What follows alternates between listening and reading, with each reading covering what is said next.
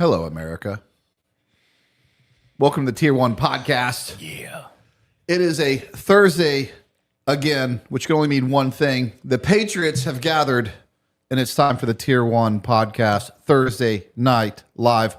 It's almost like we just did it last night. I don't know what day it is. No, I know. I just feel like all we do is record. Thanks, Dale. Dale Comstock has thrown off everybody's week by having us do a live on Wednesday. Anyway, but we don't have Dale with us today. We have a very, very cool guest, Rusty Whitt, former Green Beret, current strength and conditioning coach for the University of Florida. Welcome to the show, brother. That's right. Go Gators. On the couch, as always, we have Magnet from Lion Arms. The number one Patriot. The self-proclaimed number one Patriot. He's assuming patriotism is measured by the length of your beard. And if that's true, you're in the running. You're in the running. Thankfully, service matters more than that. That's a Patriot. And I didn't do that. That's a Patriot beard. And making it all happen is my brother, Brent Tucker. Hey, guys. It feels like it was only yesterday since I was with you. It was. So it's good to be here. All right. Let's do it.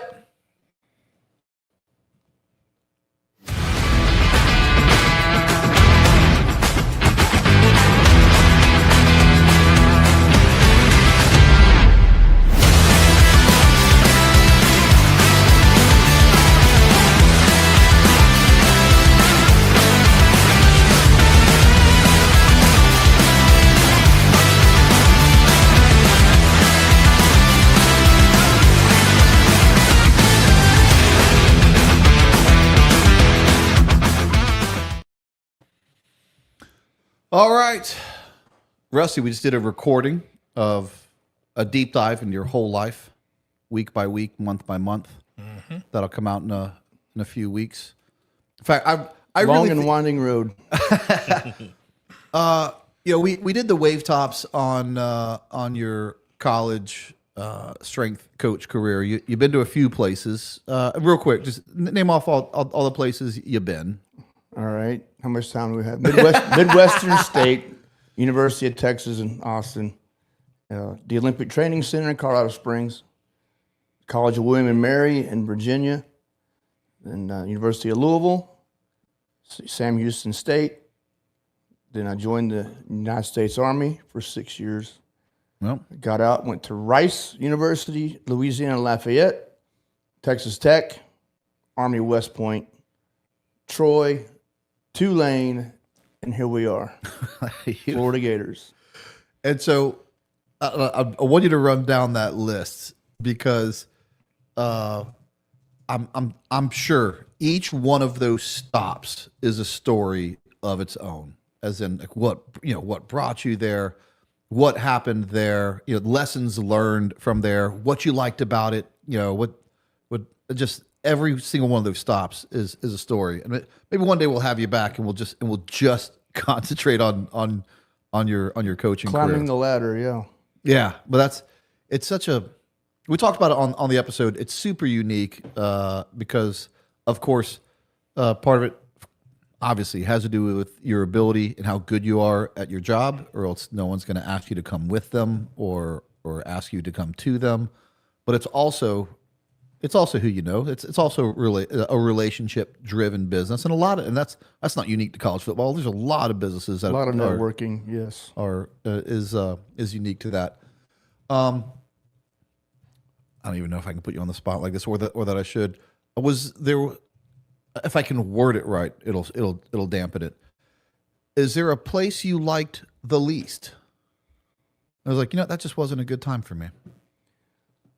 Well, when I was at Midwestern, they were moving from NAIA to Division II. Okay. And so there was a lot of funding issues there. They've resolved some things. Like, for instance, the weight room when I got the job there was a converted ballet studio with hardwood. And there was the balance beam the ladies used to do their warm-ups was still installed. You're working around them? Yeah. Well, no, they were no longer functioning. Okay. They didn't have ballet anymore, but they had just taken rubber mats and laid it on top of the hardwood. Okay.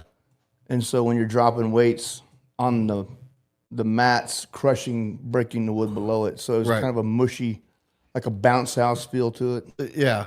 So I'm interested as well because these are things that we covered a lot of your military career, but at West Point, when it comes to their football program, and their football program's kind of crazy. It has a crazy history. I mean, they're national champs. You know, it's been a hot minute, and I don't see a national championship in their future, but they've beaten some big teams, and the way they play football based around the talent they do have is really cool. Yeah. But they are and I want to frame this correctly as well. We're in this really weird mindset that if you're not Alabama, or you're not Ohio State, if you're not currently winning national championships, you ain't nothing. And that's crazy. And some people will go, well, Army's football is trash. Oh yeah? I disagree. Did you get recruited to go play football for Army? Yeah. No, you couldn't even make your high school football team, and you're going to trash, Army football that has put a wallop on some very big schools. I was watching a bowl game, and I'm going on a tangent, but I was watching a bowl game. It was a few years ago, but they were playing they had a 9-win season. It was a really good season for them. They ended up putting 70 points up on that bowl game. University of Houston Crushed them boys. Yep. And I was like, wow, nice. Yep. But anyway, I digress. Just want to show Army's dangerous. Army can be dangerous. They have something going on called continuity that they're not going to lose as many players to transferring and NIL and all that. Man, continuity of getting a freshman class and maintaining them till they're seniors. Yeah. And they do an exceptional job up there with their strength conditioning, developing their young men. And they actually do develop 17, 18-year-old guys into the early 20s. Connor Hughes does an awesome job up there. Here's something I don't know the specifics of it. I heard it a little bit ago, and it even has to do with Army versus Navy as well. And I don't know if Army's changed it. But there was something that Army does and maintains that Navy doesn't. It has something to do with weight standards and weight class and their weigh-ins and saying. Well, they used to have to do the old PT test. Okay. So the Navy and the Air Force, with their linemen, they made them do like a bike, an alternative event, an alternative than a 2-mile. Well, Army was late to adopt that, so they were competing with linemen that had to run 2-mile tests, right, in 15 minutes. Yeah. So not a lot of high performing linemen are going to knock out a solid 2-mile run. But they got to the bike routine, and I think they might be doing like a rower now. But they field large guys. I mean, 300-pounders. They can get guys that big. And but then they got to shed the weight. So right. After their last season of playing, they usually have about 5 months, and they'll reduce weight significantly. And right, because they're going to have to make height and weight and pass the tape test. They go to Ranger School. They go to Airborne School. That's right. Yeah. What is it? And I would assume so. That's but is West Point? It's got to be different. They're just culturally and how they run things, who they are. You have to, I'm assuming that you see that and you're like, yes, this is unique, unlike any other school, because this is West Point and there's so many differences. They have a behavioral standard they have to keep. Okay. They have a code of conduct it is very strict. Yeah. And it was the easiest place for me to ever coach. It was hand them their workout, turn on all the lights in their facility. Yeah. And then they're so internally driven. Right, just fire and forget. Like I was assigned to 4 racks with around 16 players, and they were just incredible. Their work ethic and their standards, and they've had leadership, a continuity of leadership that keeps them all in check. Yeah. So it's a tough question because you can't bring their attitude with them to the next spot. But is there anything you saw them do in the way that's structured that I'm sure who you are now is a accumulation of things you've picked up along the way. Yeah, let's back up to when I was at Louisville, and we played Army West Point, and Louisville at that time had several NFL players. We were a pretty talented team, and we played West Point early November, and they show up, and during their warm-ups, our players are making fun of them because they're so small. Their cornerbacks are like 5'8", wearing like size 9 shoes. You could tell. And our guys were mocking them, and I was like, you might want to zip it up because, well, the first play of the game, they kick an onside kick, recover it. I do love about Army. We had like 10 penalties for 100 yards. They had 1 penalty for 5 yards. So they're sneaky in that how they hold the ball for. That's right. We played them last year when I was at Tulane, and we defer, kick off to them, and they spend 12 minutes driving down the field. That's right. You can't get off the field. Yeah. I mean, they are set up to own the clock, grind you down. They just want 3 yards per play. Exactly. And 4th and 1, they're going to go for it. If it's from the 30 on, the minus 30, and they're going to go for it. Yeah, and more times than not, they're going to get it. And I love that aspect of Army football. Well, in 2019, we go play. When I was at West Point, we go play Michigan in a big house. 110,000 people. Yeah. And Michigan was as big as Michigan ever has been, and we took them to overtime. I love that. And we missed like a 54-yarder to win it. Ooh. And they beat us, and they scored. We couldn't keep up on, and they sacked us in the last play, like a 4th down, and they win. And Harbaugh comes running out on the field, and you could tell he was like, yeah, and they were ranked. That was a loss for them mentally. They were a top 10 team, and not after that week. and 110,000 people, you start hearing USA. Oh, yeah. All right. So now you got me remembering. My little brother was a first sergeant at Fort Seal, Oklahoma.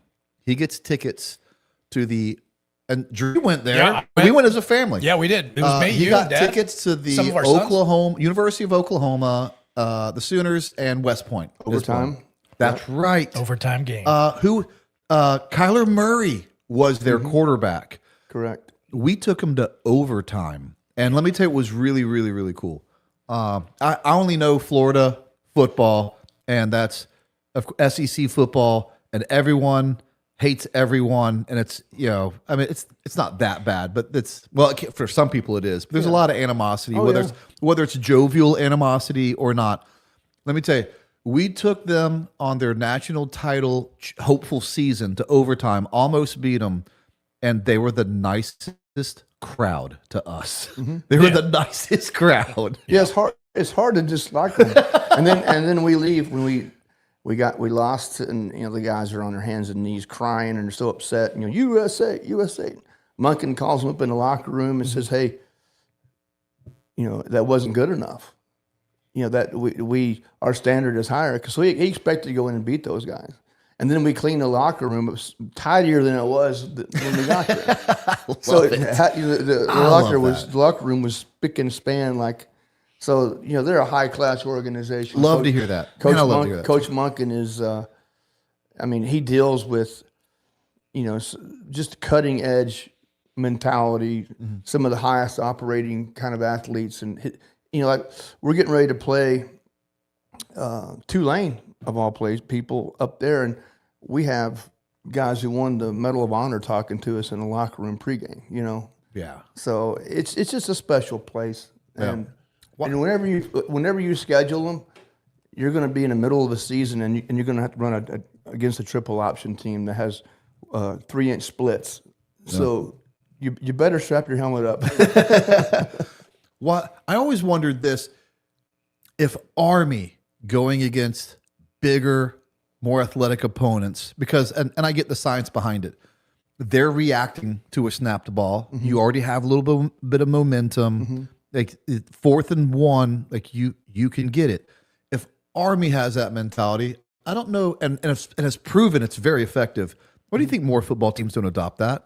Because nobody wants to play in that option offense. Well, if you 4th and 1 is 4th and 1, regardless of how you got there. Well, yeah, okay. Well, then you got the Philly special.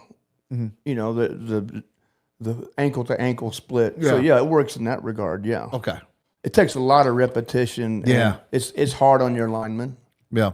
But I mean, as far as why don't more teams run the triple option, it's going to be That I get. Yeah. Yeah. But I mean, you look at Philadelphia Eagles run their. They I don't think they've ever been stopped in like the last Tush 5 push. years. Talking about the tush push? Yeah. Yeah. Well, I said Philly special. That's a different play. My bad. It's the tush push. Yeah. I think they ended up finally making a rule against that? Did they? No. Or did it just get brought up? No, they brought it up, but they said, how do you stop a quarterback sneak? How do you make it illegal to run a quarterback sneak? Right. Yeah. That's really all it is. You're going to have to say no one can Hit push. you from push you right. from behind. You know, I guess that's Yeah. Drew, let's go to the super chats and see what the Patriots have to say. All righty, my man. And as usual, our man Soli is the top 3 in the lineup. TK said in Sean Ryan's show in his SFAS, no one quit. Class had many athletes, extra motivation due to 9/11. Ex-Green Beret told me this is wrong. Quitting didn't decrease in GWAT. True? Yeah, that's a crazy statement to say nobody quit in selection. I can't imagine there was ever a selection class where they didn't have multiple double-digit quitters. had to have been around 50 to 40%. I mean, half the guys that went into our log PT pit quit. Right, yeah. Take rifle PT and log PT alone, and you'll get 20 quitters. Yeah, if not 30, total, just that day. I wouldn't even say they quit. They just were completely smoked out and couldn't operate anymore. They couldn't move. Yeah. If you don't have even enough energy to say I quit, but if you're no longer participating, you're gone. Oh man, one of my favorite when they took SFAS and they brought it down to 2 weeks. I had a friend from my Q course that was an instructor that time. It was called like 2 Weeks in Hell or something like that. Mm-hmm. Of course, the Nat Geo special. One of okay. My senior Charlie was a instructor then there. A lot of Green Berets were upset. They're like, they took selection down to 2 weeks. That's bullcrap. And I was talking to that instructor, and he's like, no. He goes, they brought it back up to 3 weeks, and we were so glad they did. They're like, that was the most brutal selection you could go to because they took the 3 week selection and they crammed it into 2 weeks. Mm-hmm. Like it was horrible on the instructors and on the students because they didn't phase anything out. He just crammed everything in 2 weeks. Yeah, it was miserable. I remember on that episode, this guy's rolling the pit, and he throws up. And the instructor's like, put it in your pocket. Pick up your puke and put it in your pocket. And I'm like, man, I've never gotten to be an instructor like that, but there are times. Puke candidate, put it in your pocket. It's got to be fun. It's got to be fun to say the most ridiculous things like that. The part where that one instructor said these guys they took the rickshaw and instead of building the apparatus, they're just carrying it. Yeah. And he goes, these guys are trying to defy the laws of physics. Yeah, so they didn't make it very far. You were talking about 50 for the Fallen, right. And you're friends with one of the founders of that, as I am. Or I should say, Bo is a main member of it. Chad Conley. And Chad Conley is your friend, but from 10th Group as well. Correct. And we actually went to SOPC and selection together. Mm-hmm. And then, the Q course, you kind of lose track and then you regain it later on. Right. Well, I was, when that part of it, I had a soft heart towards because me and Bo were in selection together. And we got the telephone pole with the 2 pipes and the tires and the lashing, and you just got to turn. We did not do it right. Not the first time, not the second time, the third time, the fourth time. We never got it right. We basically built a plow is what we built. In the sandy road? In the sandy road. And the instructor, at some point, we're like 3/4 through it, and he's like, you guys are never going to get there. Mm-hmm. And we physically were exhausted. And he gave us many times to get it right and try it again. We never figured it out. And when he showed us, we all felt stupid. We all felt stupid. So yeah, I get it. Fixing the wobbly tire. That's right. Yep. Yep. Oh, that was so painful. So yeah, I took pity on those guys for not doing it. Like, I've been there. I've been there. All right, I had a request question from the wife of our favorite command sergeant major in the Army. Brent and Drew have a nephew that is a sophomore in high school. He's 6'2", 230 pounds. What advice would you give someone focused on working out for D-line, possibly O-line, with hopes to make it D1? How old is he? He's sophomore, so 16. almost 15. 16. Yeah. He's But still 15, I 15. believe. Yeah. Yeah, he's 15. And he wants to play O-line. O-line or He D-line? wants to play D-line. O-line's in the it's in the cards, but And he's they 6'2". don't really want to maybe gain that much weight. Is he 6'2"? He's 6'2", 230 right now Okay. at 15. Okay. Good gosh. Well, my I family. would. I was 5'2", 130 at 15. I was half both those numbers. I would take 10 grams of creatine a day. I sent him creatine, actually. There you go. Yeah. I would drink whey protein shakes at least 4 times a day. Eat however many pounds you want to weigh in grams of protein. So if you want to weigh 290, 280, it's going to take a long time. Right. You don't want to pile on a fat, but Okay. so 280 grams, when you do the math on that, every 30 or 40 grams per sitting, Yeah. that's a lot of eating. It's a lot of eating, but you gotta eat big to be big. Exactly. And then a 4-day split where you would go upper, lower. Okay. Front squat Tuesday, back squat Friday. Get really good at squatting for depth, so your glutes and your legs will grow correctly. Okay. All right. Don't chase weight, chase technique. That would be my There you go. short advice. You heard it from the top. All right, Soli says Air Force PJs have 7-day pre-selection for officers. Those that pass don't quit training. Should other SOF have similar pre-selection so those who attend SOF training won't quit? They do. Yeah, that's right. And I believe the Navy has it as well. I'm almost positive they do. Almost everyone has a pre-training before selection now. I do believe the Army was the first to do it with SOP-C, at least that I know of. That may not be true. I'm saying from what I know of. Well, I know that SOP-C hold was basically another phase of SOP-C for us. So glad I reported on day of. I didn't have a SOP-C hold. And he said that was 7-day pre-selection for officers. Now, I don't know why they do that just for officers, but I will tell you, selection for officers, almost everywhere you go, isn't exactly the same. There is almost always a point where the officer has to brief something, has to plan something. They do get something that evaluates their role. They had more sleep deprivation than we did in SUT. Yeah, and you were talking about that in SUT. Yeah. That the officers had it a little bit harder because of things like that. Yeah. Yeah, the officers they get the screws put to them. They do. I've never been an officer hater. I've always seen the extra stuff that they've done and been put through. I've always respected officers, and specifically officers that are worthy of respect. Officers are a good thing. I've heard people say ridiculous things like we don't even need officers. I don't know about that. That's, we had. I don't know about when that. I got to my team, we had a very solid captain. Yeah. Yeah, he was the kind of guy that would be like, "I'll get in truck 1, I'll get on the gun." Yeah. So Love that.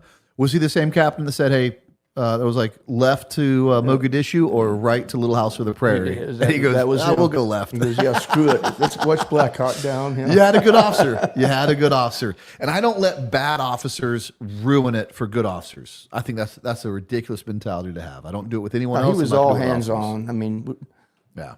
he was carrying, like we went to Florida and we're carrying boats on the beach, and he was right in the middle of all that. So he wanted to be respected and worked for it.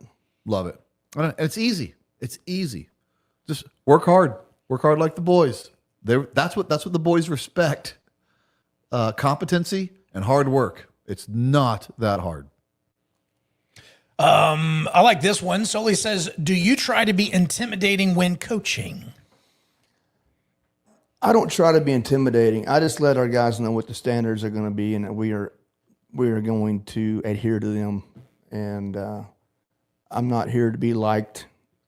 You know, maybe if you like me later on, but it's all about the standard, and we are a gatekeeper for that. So if I was a 17, 18-year-old and I encountered me at 5:30 in the morning and somebody was late, they might get intimidated, but because of the temperature that's turning up. Right, yeah. But I just try to, Coach Summerall has set a very high bar of standards, and that's my job to enforce it and to teach our guys proper movement patterns and how to run right, how to lift right, and it's all about the details. So I just don't put up. We don't have time to BS. We don't have time to goof around and be lax on things. So we're just very businesslike and almost like you would see a cadre, at selection. They weren't screaming; they were just holding the standard. I don't remember very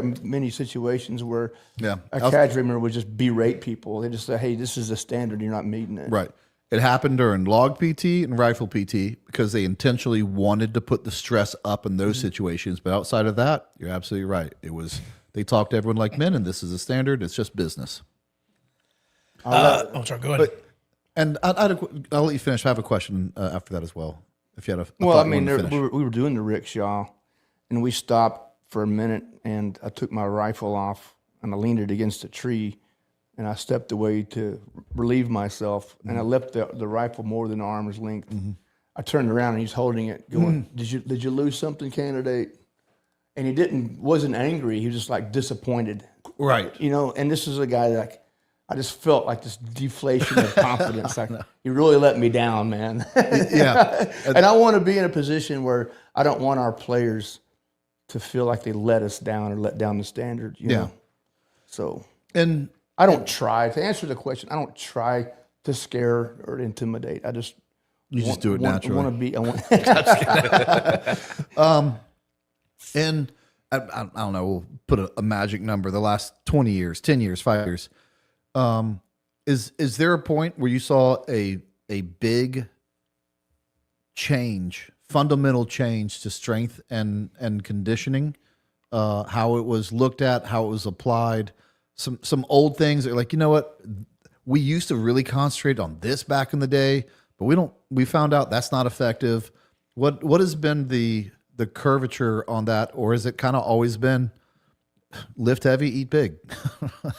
There's a place for that, but because we have so many players coming in with limited eligibility, so many transfers, we had, several guys from programs like Oklahoma or Penn State or wherever it might be from, and they've already had that juice squeezed out of them from a hypertrophy standpoint. They're 22 years old. They got one season left. You can't train them the same way as you would a freshman.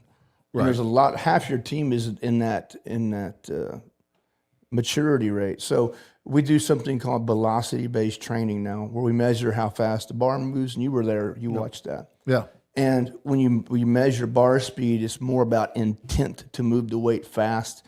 You can still get strong as hell doing that, but the emphasis on grinding out very heavy repetitions at like 3.3 meters per second, right, kind of gone away.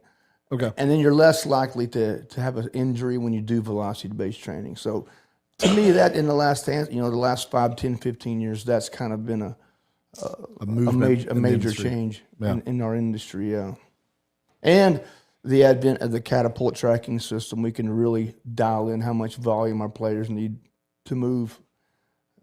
If a wide receiver for Florida has to go 8,000 yards during a game, you have to be careful how you prepare them for that Saturday. If they go 8,000 yards on Monday, you're going to squeeze their juice too soon. So you got to be able to give them that immediate feedback that, hey, this guy went 4,700 yards and he went 5,000 yesterday. Hey, we got to back off on his rep count.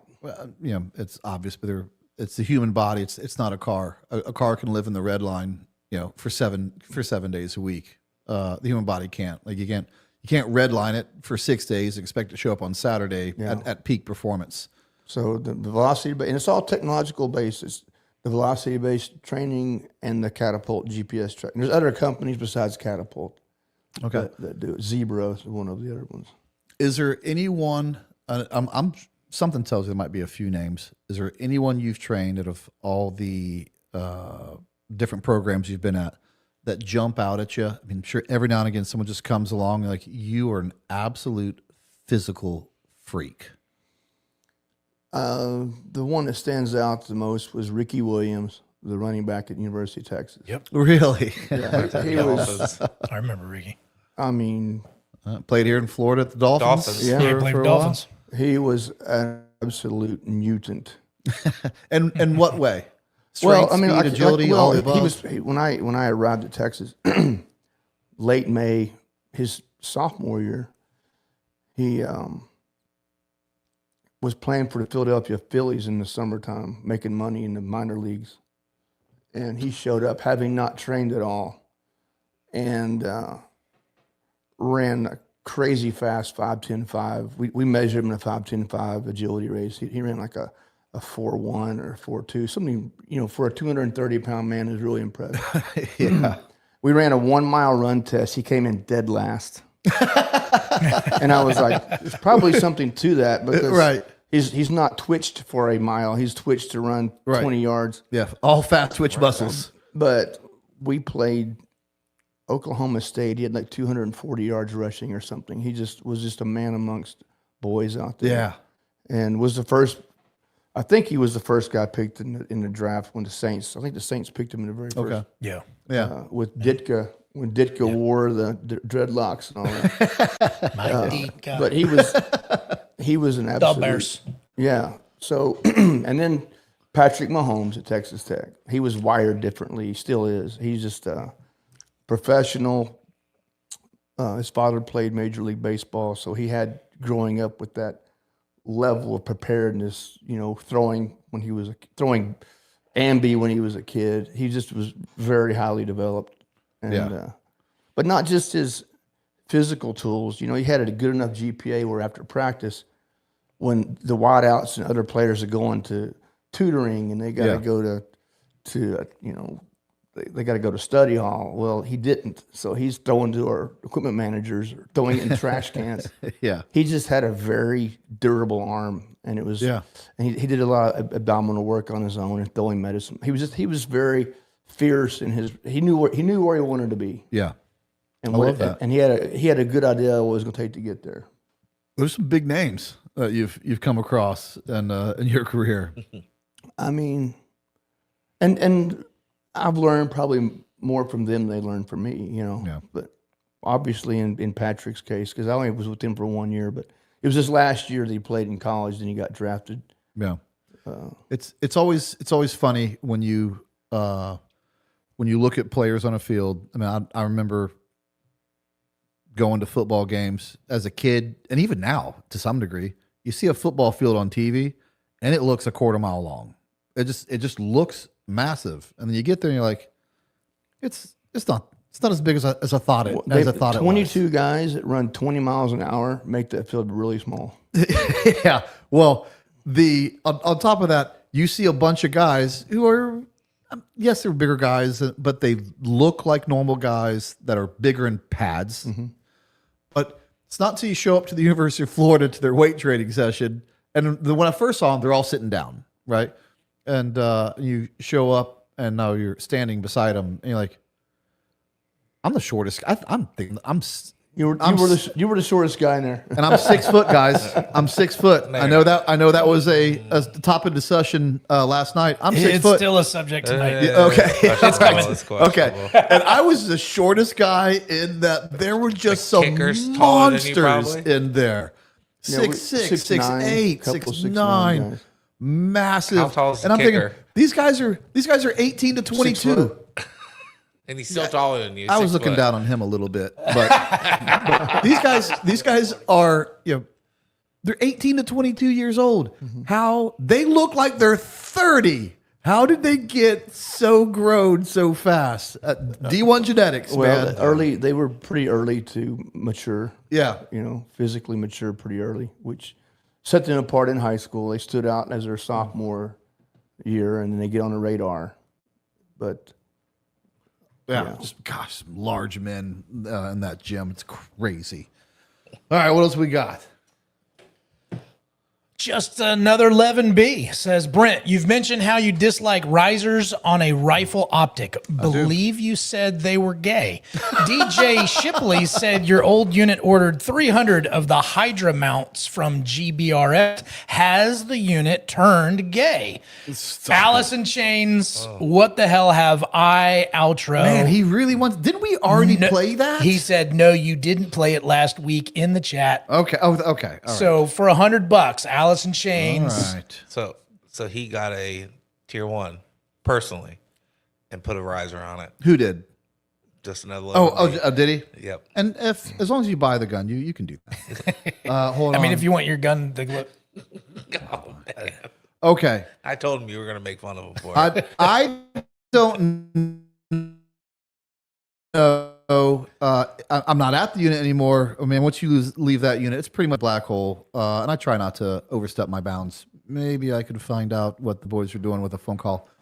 But I have a hard time believing that 300 went where? To what part of the unit? Here's another question, and DJ wouldn't even know this. The gay part. Are they set up? Are they setting up guns specifically for chemical bio situations that they're in those suits? That SWAT teams really like a riser when they're in their gas mask. So I understand that. And you're not going to be in a hostage rescue situation in a chem bio environment. So there's more. Dang, Brent, you know your stuff. Well, it's almost like I was tier 1. But I don't know. I don't want to accuse DJ of hyping it up for sales. DJ, I'm just kidding. DJ's a nice guy. He wouldn't do that. He wouldn't do that. But those are some questions. Those are some questions I have. But thanks for bringing that up to my attention and allowing me to at least give you a couple things to think about before you go all in on that. And you wrote that down so you can make a phone call later. I will make a phone call later. All right. Holy Fook. Some people are saying things are starting to look blurry. Some people are saying it's okay. I don't know. We'll see what the video's doing. Holy Fook. Hi, Rusty. All right, here you go, Rusty. Bigfoot or UFOs? Any stories you can share, and do you believe? For $10, outro song "Conjunction Junction" by Schoolhouse Rock. No way. I'll take one of those stupid songs That's the second one. is going to get it. He did that last night. I know. So UFOs, how did they get here? I mean, it defies the laws of physics, right? Yes. So, Yep. and of all the experimental aircraft out there that we don't know about, That's what I say. Yep. Bigfoot, I think if Bigfoot existed, we'd have a carcass by now. That's what I say. I like this guy. It's almost like he uses logic and reason I like this to guy. get to his answers. I like guys who believe it too. Well, they're entertaining. They're fun to listen to. It is fun to talk about. Right. You can be wrong and entertaining. Yeah, and I love to hear the evidence for it. It's fun. It's fun to talk about. But Yeah, there it is. Good. Graham, when you were looking at all those large men, those are Bigfoot compared to you. Gosh, some of them were. I bet there was a 17, size 18 shoe somewhere in that. now mix. with AI, how can you even believe a picture or a video anymore? Did you Oh, see? man, no kidding. Did you see the video of Trump getting into his Suburban, and it shows him falling and having to get picked up, and it looks so real, And it's not. Yeah. and it's not real. And people are going out there talking about it. And then there's another video that then some guy's like, this is going around. Here's the actual video, and it opens up, and he gets right in the vehicle. no And I'm issue. like, I loved it.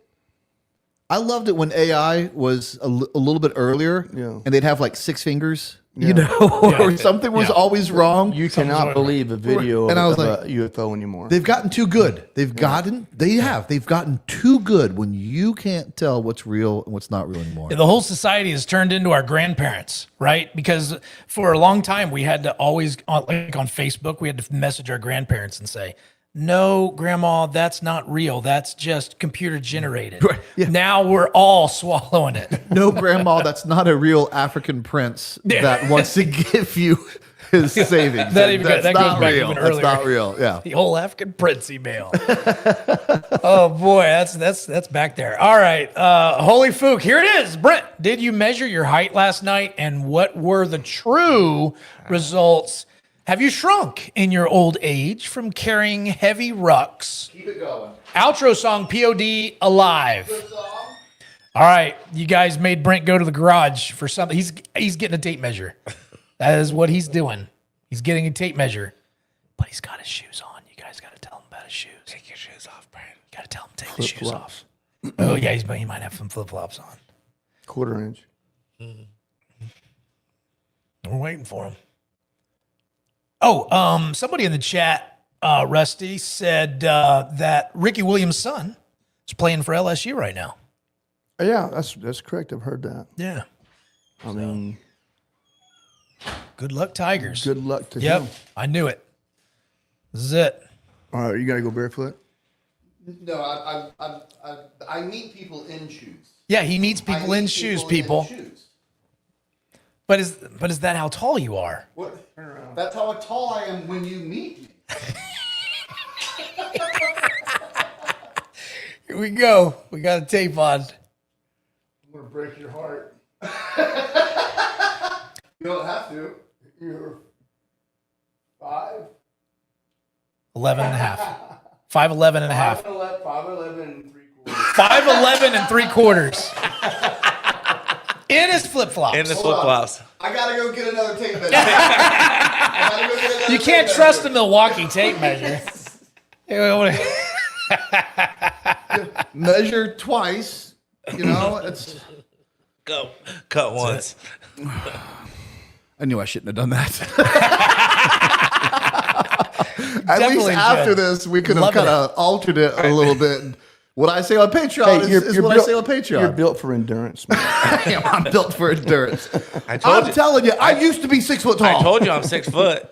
Oh gosh. Yeah. Well, yeah, you can get one of those trainers you hang from, like the Batman. Yeah. It might make you Stretch your taller. back Stretch out. that vertebrae out. If I remember right, I believe astronauts come back like 3 to 4 inches taller. Now maybe it's 2 to 3, something like that. Decompression of their discs. Right, but after a little bit, settles. everything settles again. But that's crazy. That's really tall. Is it really that much difference? Someone look it up. Someone look it up. I know they're I could be wrong. density I is could affected. be wrong, but I really hope I'm right. I It's love it. probably true, but I don't know about that much. I love it when I'm right. All right, well, I said I hedged my best. I said maybe it's 2 to 3. Yeah. All right, holy fook, $10, POD Alive, outro song. Okay. So that's right up there Solid with work. Conjunction Junction. All right. It is. Yeah. Speaking of, me and Rusty had a good jam session before Oh, the man, live. It was fun, but I had you're fun. good on the guitar. That was a lot of fun to watch you play. I dabble. You do. He does a great Hank Williams Jr. Yes, that was a good one. I enjoyed that one. I laid back with a cigar listening to Yeah. that. I was in a good vibe. Yeah, I'm gonna ask for an encore after the live if you don't mind. I'm serious. I have a couple more Hank Juniors I can go on. Yeah, that's what I'm talking about. Merle Haggard. We had a decent duet on Cumbersome. You did some little harmony Exactly. on that. Yeah. Yeah. Holy fook, Rusty, any cool stories from living in Colorado Springs? Any cool adventures locally? Did you get to ever visit Cheyenne Mountain or go inside? Outro song should be the Florida Gators fight song. Yes. Well, when I arrived to 10th group, I thought I was pretty cool. So me and my friend that we graduated course with drove to Cheyenne Mountain and we got to the security guard and we go, hey, we would like to gain access. And he said, who are you? And turned us around. And that was my experience. I didn't even get past the gate. But Tejon Street, lots of live music. Then we got the $180 Liberty Pass to go skiing, and at Breckenridge. That's awesome. Because lift tickets are so expensive. Yeah, like $100 a day. Well, these days. even back then, well, now they're like $200, $300, $400. But yeah, I mean, we would, our sergeant major really enjoyed skiing, so we would work till Thursday during the winter months, and he would give us Friday, Saturday, Sunday off. Nice. We would go skiing almost every weekend. So, and even just to drive up and the scenery, and then every Sunday, me and my roommate would do the Manitou Springs Incline. Okay. Which I told you about it earlier, and it's a popular destination, but it's a cardio smoke fest. Well, I was at the unit. We got a team trip approved for a cold weather downhill movement course, and we went skiing, and it was awesome. Yeah. David Hookstead texted me and confirmed that the same thing that I think you're about to say, Magnet. What are you about to say? I'm not about to say anything. I'm listening to you. I know. Does it pain you that much to say that I was right? Ladies and gentlemen, I was right. They can 3%, which depends on what your height is, can be up to 3 inches from spinal decompression while they're up there. There you go. Thanks for backing me up, David Hookstead. Nice. What does he know? But you also lose bone density in a zero. That's right. gravity. Yeah, that is true. So the challenge is doing resisted training in a zero gravity environment. So what would have happened if I was wrong? I guess we'll never know. And you're not 6 foot tall. Why are you bringing up old stuff, Magnet? All right. Gooch Parmesan says, welcome to the effing show, Krusty. Yes. Let's see if he keeps his wits about him tonight, There it gang. is. More witty puns to follow. I can do this all day, Captain America voice. Jokes aside, stoked for your episode, brother. I can do this all day. It's funny you say that because on the whiteboard there at the gym is a really well drawn, like dry erase marker of Captain America kind of bleeding. This and Coach going, Jesse wrote that. really, and it says, I can do this all day. Yeah. That was really cool. He put we had him draw that, or he wanted to draw a Marvel character. So I was like, how about Captain America to start off the summer conditioning, because it's a long day. So I can do this all day. Yeah. What's crazy is I look just like Captain America. So just draw a picture of me. I'll just do a thumbs up. Okay. Just a little taller. Yeah. I'm 6 foot tall. Teddy Roosevelt says, which is physically harder, playing high-level college sports or being an operational on deployment as a SOF member? I can tell you the deployment I got shot at. I'd like to think that was harder than playing high level sports. I think it's Rusty, what say you? I think it's a different. It's just a different. Different. Yeah.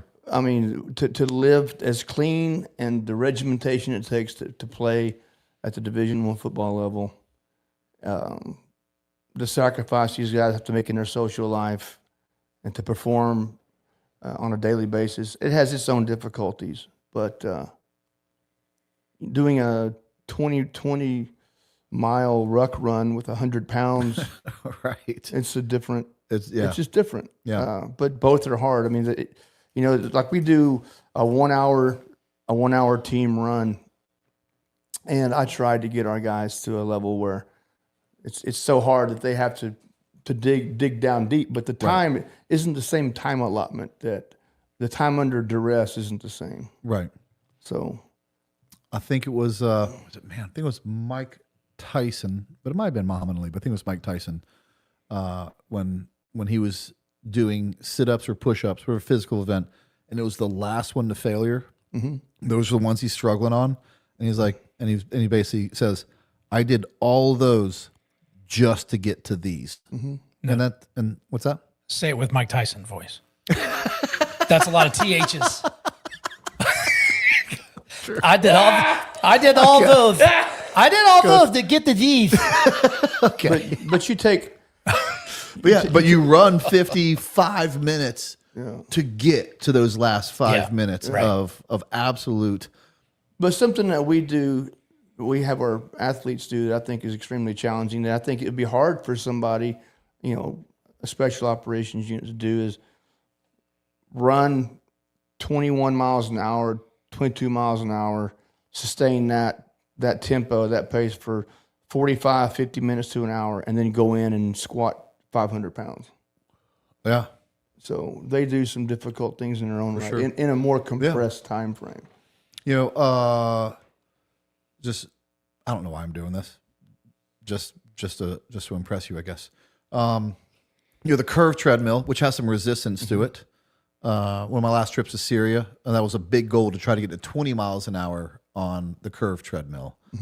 Of course, I got that. And then, of course, the old 1,200 pound club is a standard for strongmen on a deployment. But it's tough to be in the 1,200 pound club and run 20 miles an hour on the curve, and still both of those are still short term. And still look at your teammates in the eyes and be like, if we have to go up and over a mountain, I can do that too. Like it's what's the old adage? Speed, strength, endurance. Pick one or pick two. It's one of those, but you don't get all three. Yeah, you don't get all three. What do you notice the difference between the Tulane players and the Gator players? Just physical size. That's the main thing. In the defensive secondary, it might be a little more compatible, but the linemen are just taller and long. Their arms are longer, their legs are longer. It's bigger body guys. Defensive line, same way, larger men. Running backs, slightly larger, but there's a lot of commonality, But the linemen are just overall much larger. Yeah. All right, How Arms, there it is, my man. ETA, 2 weeks till I'm back on the couch. If you could pick a gorilla-sized cat to fight or a cat-sized gorilla, what say you? So weird. Always love Thursdays. Cat. Animals by Nickelback for $50. Animals by Nickelback. That's a good one. That's a good one. Gross. Don't you dare. Nickelback. I think you'd be insane to want to fight a gorilla-sized cat with their claws. Yeah, that's an easy. It's a fun. Yeah. It's a funny one, but it's an easy one. I'm taking cat-sized gorilla for sure. Smaller animal. I can punt that thing and the fight's over. Can't. I'll tell you. Actually, that'd be dangerous. A cat-sized gorilla with those claws and that speed. Yeah. It's like a lion. I could be a bigger version of a lion. Yeah, that's a saber-tooth. We're right back to the saber-tooth tiger. That's right. Yeah. Just another 11 Bravo says, just because I love this podcast and community. Thank you, sir. Thank you for your support. Dusty, go Tigers. Rusty standing on the sidelines, bleeding from his forehead after headbutting a player is a classic. Attended several games while he was here at ULL, and I know he misses the food. Rusty, did you do this? Can I tell a story? That's what you're here for. I want after that comment. I want you to. All right. New Orleans Bowl 2011. Okay. All right. So to back up, I was in charge of curfew and waking the team up. Okay. So we arrived. Drew, can you pull up that picture? Sorry, can you pull up that picture by chance on the fly while he's doing this? Yeah. Okay. We arrive. Are we good to go here? Yeah. We arrive in New Orleans on a Tuesday. We get a briefing from the police department. Hey, avoid these areas in New Orleans. Stay in groups. They get a 3 a.m. curfew on Tuesday night. Okay. I've got to do curfew check, right? All right. Then I got to wake them up at 7. So I decided I'm not going to go to sleep Tuesday night. So I went to a jazz bar.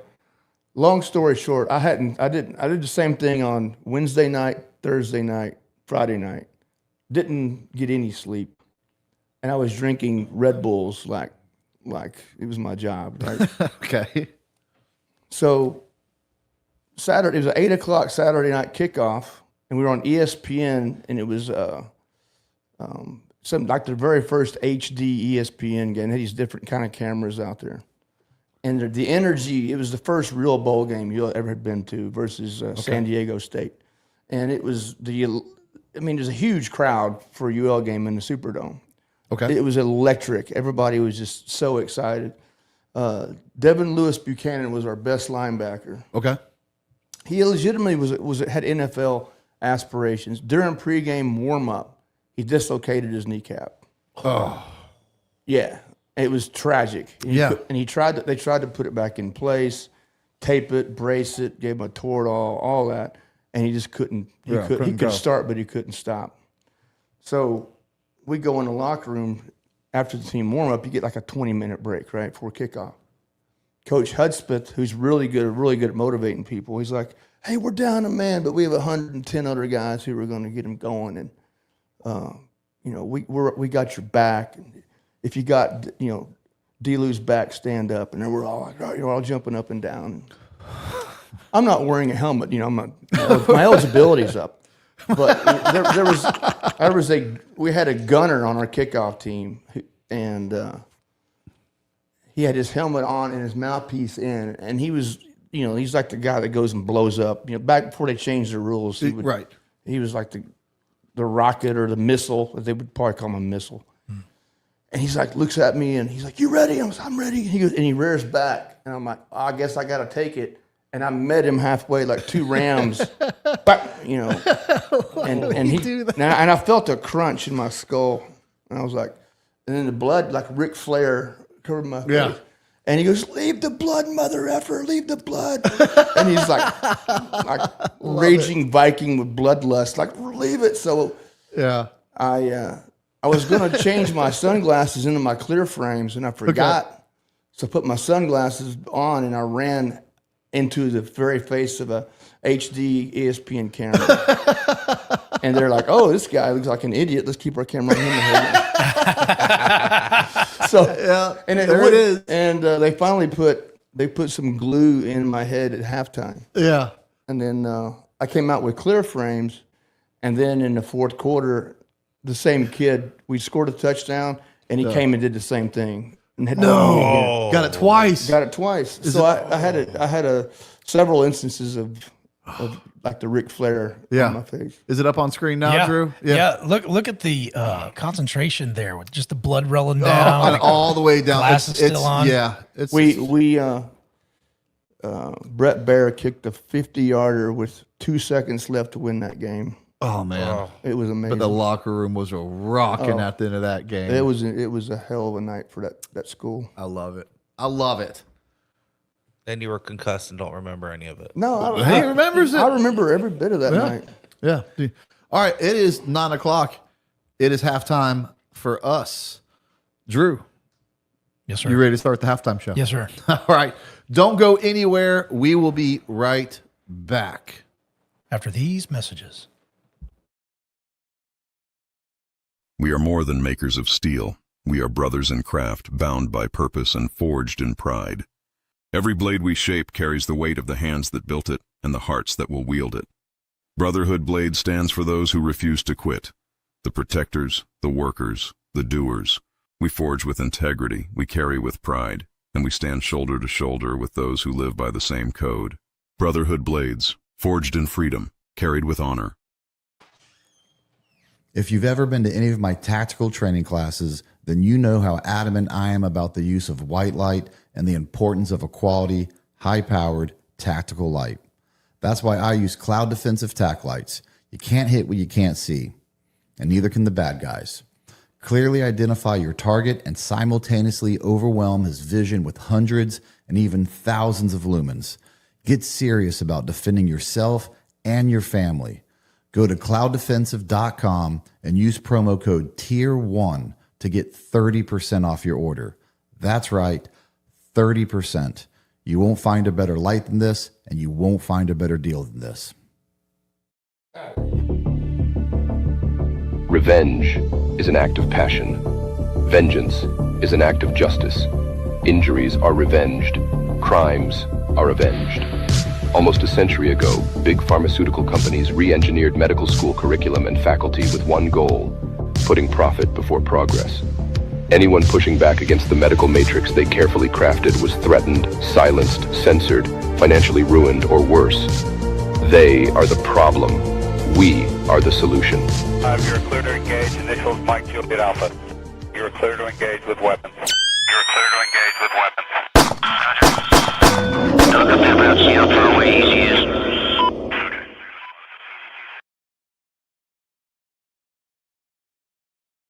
Here at the Tier 1 podcast, we're excited to have Tasty Gains as a sponsor, a company with values that aligns with ours. I take their products every day, 3 times a day. And if it wasn't a product that I didn't take personally and believe in, and a company with integrity, then they wouldn't be sponsors on this show. Creatine helps the body produce more ATP, which is an energy molecule that your entire body runs on. It helps improve your physical and mental performance in all aspects of life. Let's be honest, creatine powder sucks to take every day. With the creatine gummies, you can take them with you anywhere and they taste great. Every batch is third-party tested, so you know you're getting exactly what you pay for. Go to tastygains.com and enter the promo code Tier1, that's TIER, the number 1, and get 20% off your order.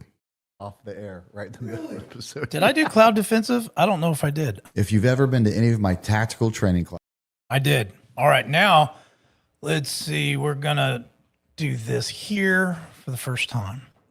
Uh-oh. Here we go, guys. Look at that. That's professional. All right, this is frcc.shop. If you haven't been there, this is it. Do it. We've got some new cool stuff in the cigar accessories right there at the top. All of those are in stock for cigar torches. They're very cool. This one right here, that black one there to the right, that last time we had that in, sold out in less than 24 hours. So hopefully we've got enough for everybody this time. So go to frcc.shop, get all that fun stuff. I love it. Good job, Drew. Crushing it. Just crushing it.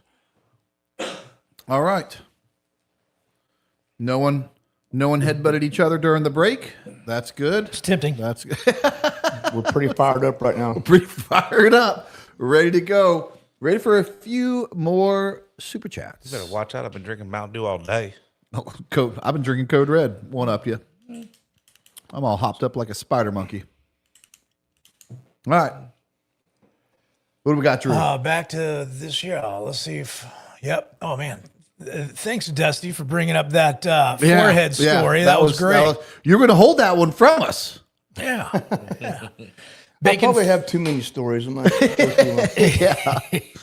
Bacon Forge says, good evening, Tier 1 fam. Hope everyone is having a great Thursday night. Brent, you forgot to post the video of you showing us how tall you are. Thursday nights for the Patriots. But you just made the video. I did it. I did it one better. I did it live. That's accountability, And folks. Transparency. I just want to make sure. I don't know if you've ever measured another man, but was your hand kind of angled down when you put your hand on top of my head? Was it kind of angled down? I've measured guys for a living.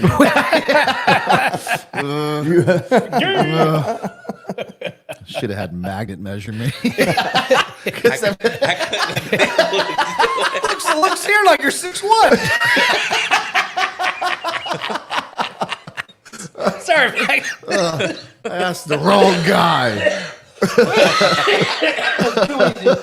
It's too easy. I'm sorry.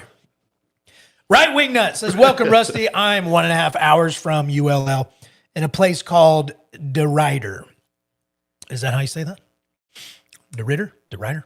It's a hole in the wall. Played baseball at McNeese, though. The McNeese Cowboys. Okay. Small world. Nibab says, I ordered 3 bags of Tasty Gains, and they are not so good. I felt like I was lied to, man. I eat Tasty Gains every single day. Brent, I just had these right here just tonight. Boom. Yeah, I don't. Of course, and I get it. I have flavors at I just don't pull punches. Like I'm just because I don't like it. Someone else may like it. Tasty Gains. I promote their stuff because I believe in it. I truly believe it is a good way to get your creatine. Even though the watermelon's right there, and you can see the bag's actually open because I took some. It's not my favorite flavor. I wouldn't call it bad. If you had the strawberry flavor, I know for a fact the strawberry flavor and the mango and the peach. Of course, the peach is for the if I remember right, that's actually the female one. But I've tried it out. I don't know. Did you own which flavors did you get? Because I eat it every day, and I do not have that. He told me in the chat, he said strawberry, mango, and sour watermelon. But I've had all the flavors. I've only had one that I wasn't a big fan of, but all the other ones are pretty good. But Brent, it's so easy to take the creatine. I'd take it if it wasn't even flavored. Yeah, well, because it's so easy. I hate to hear it. I'm not saying you're lying, obviously, because if you didn't like it, it's unfortunate. Because I wish the pilot did agree with you, because it's the easiest way to get your creatine. But I hate that for you, brother. Put it in the text. What's your favorite flavor? We'll see what we can do. All right, Kane Korsoff says, wife says she's worried that if she lifts, she'll get too big. How do I convince her that, respectfully, that really won't be an issue? Look at that. Look at you. A question for the ladies. Hormonally, she will not get that much bigger. She might get more tone. Yeah. But as far as putting on mass, no.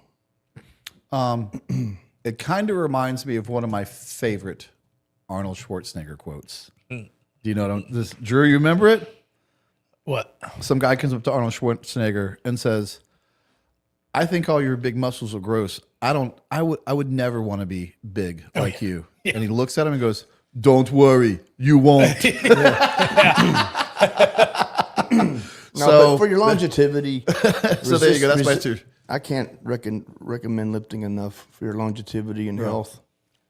And to combat osteoporosis, I mean, seriously, lifting weights 3-4 days a week.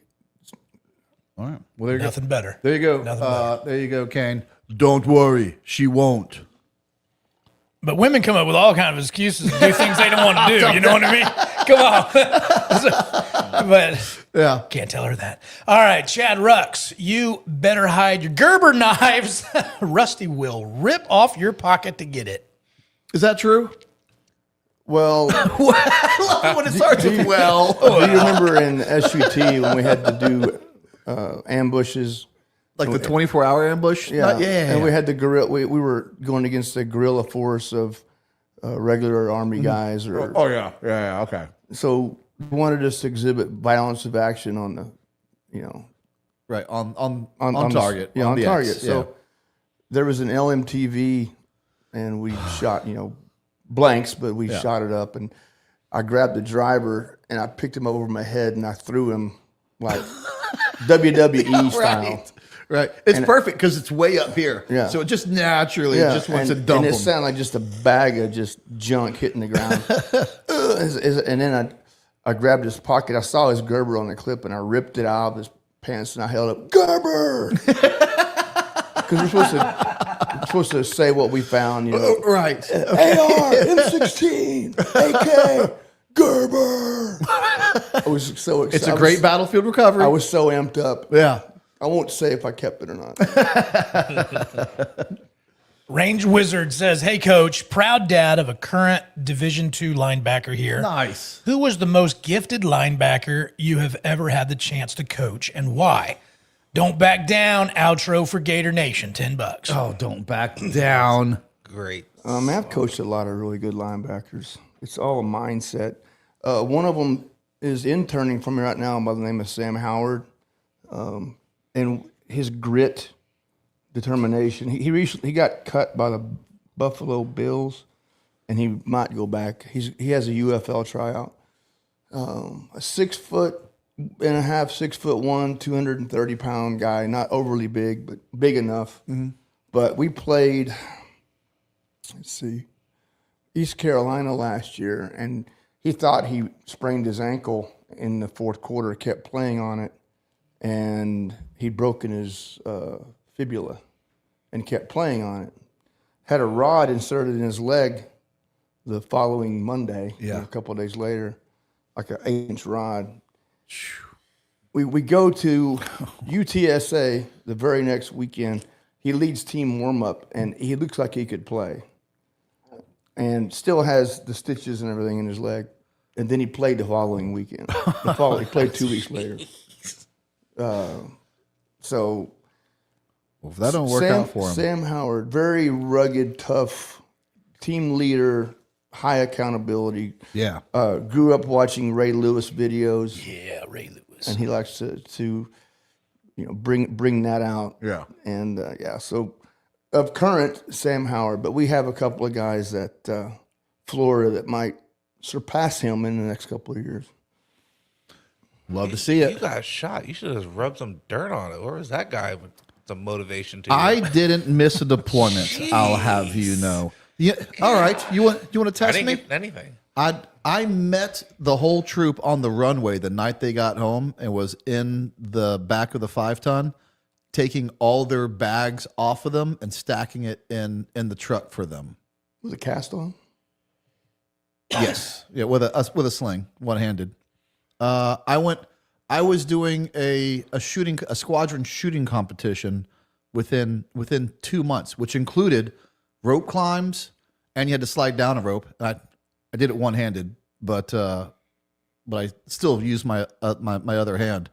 I didn't miss much. I'll have you know. Good job. Well, Good job. speaking of missing much, did anybody miss? Did any miss how Coach talked about the linebacker's height? He specifically said he's 6'1.5", and then later he just said he was 6'1". Which one is it, Coach? Yeah, so I guess a half inch there. So am I What is it? 5'11.5" or am I 6 foot? Let's just say Sam is 6'1.5". 6'1.5", and that's big enough for the NFL. It could be with his talent. If you are in the right place, the right time. Yeah. So you're saying, But he also said 6'1". but you said, so you're basically saying the NFL isn't outside my reach. That's what I. If I understand Drew you right. Brees was 5'11". So. There's a lot of cornerbacks in the NFL. that are 5'11". Well, I know I'm not fast enough to be a quarterback. T. Chambers, I read Mr. Whitt was an 18 Echo. Does he have any funny radio stories? Any tips to setting up antennas in less than ideal conditions? My biggest achievement in max gain was making a Kahlua jungle antenna, and it functioned and worked correctly. So Love it. Excited about that. Love it. I already rehashed the one in the earlier interview about just the using your brother's body heat. Right. And Yeah. if you know, you know. Yeah. And then the guy acting like he was a space invader to keep us entertained. But how about this? the hand crank for the batteries. Mm-hmm. So for those who don't know, we had these rechargeable batteries, and we had a hand crank, and you put your feet on it to hold it, and you crank, and the static electricity charges the batteries. And Not very fast. no, you had to do it for hours and hours. So you didn't sleep. You were either making combo shots, trying to maybe get 20-minute nap if you were lucky. But the rest of the time we're sitting around cranking this, and we go wow, wow, wow, wow. Well, after sleep deprivation, not eating very many calories, for some reason my brain had tricked it to going, why me, why me, why me? So whenever I would hand crank, it was just saying, why me? And once you hear it, you can't unhear it. Yeah. Yeah. Man, I'm telling you, you got me thinking about max gain, the combo exercise you're talking about, and the SATCOM's pretty straightforward. You're going to hit your SATCOM shots, but with HF bouncing radio waves off the atmosphere, trying to get it back to the base station, and you got this. And I don't remember what it is. You have like a 5-minute window, maybe 3-minute window to make this comm shot. You're on the clock. You have to make this comm shot during this window. Mm-hmm. And if it's HF and the antenna you're built, you have a class. There's 7, 8 different antennas you can build. You can build them quarter wavelength, half wavelength. It's up to you to make the shot.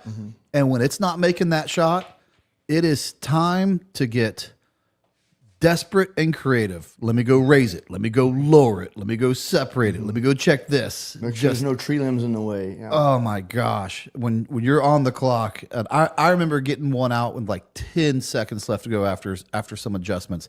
And they're kind of blind adjustments because it's called antenna theory. We don't really know what's going on. We got a good guess. Well, I had a couple of really helpful guys that were brainiacs that helped me out once in a while. The ABCs, antenna battery connection settings. And it's always one of those. It is. Antenna battery connection settings. It is. So there's the advice. ABCs. Yep. That stupid little riddle of ABCs has saved my butt so many times for making combo and combat. Just makes it real simple. Just go down this checklist. And I always had to give myself more time than you would think. So I do a crypto changeover. I'd always give myself at least an hour more than expected. I don't know if it can go wrong, it will go wrong. I don't know if you've ever experienced this. I think I did it once, but someone told me, and he was right. And he said, and I didn't listen to him, and at some point I changed it. And he goes, when you do crypto-com changeover, you fill your radio first. Because what you'll do is you will fill everybody's radio, and you'll forget yours. And you'll forget yours. And I was like, that's crazy. Why wouldn't I fill all the radios if I'm filling all the radios? Luckily, I have the Kick 13, so I can fill my own radio. But that, sure enough, like on my second deployment, we're getting ready to do, we're doing combo checks, and I check everything, and no one's getting my combo and my embedder. And I'm like, I don't think I filled my radio. And then I remembered him giving me that advice. I was like, dag nabbit. He was right. The Kick 13 was easy to work with. I love that little thing. Yeah.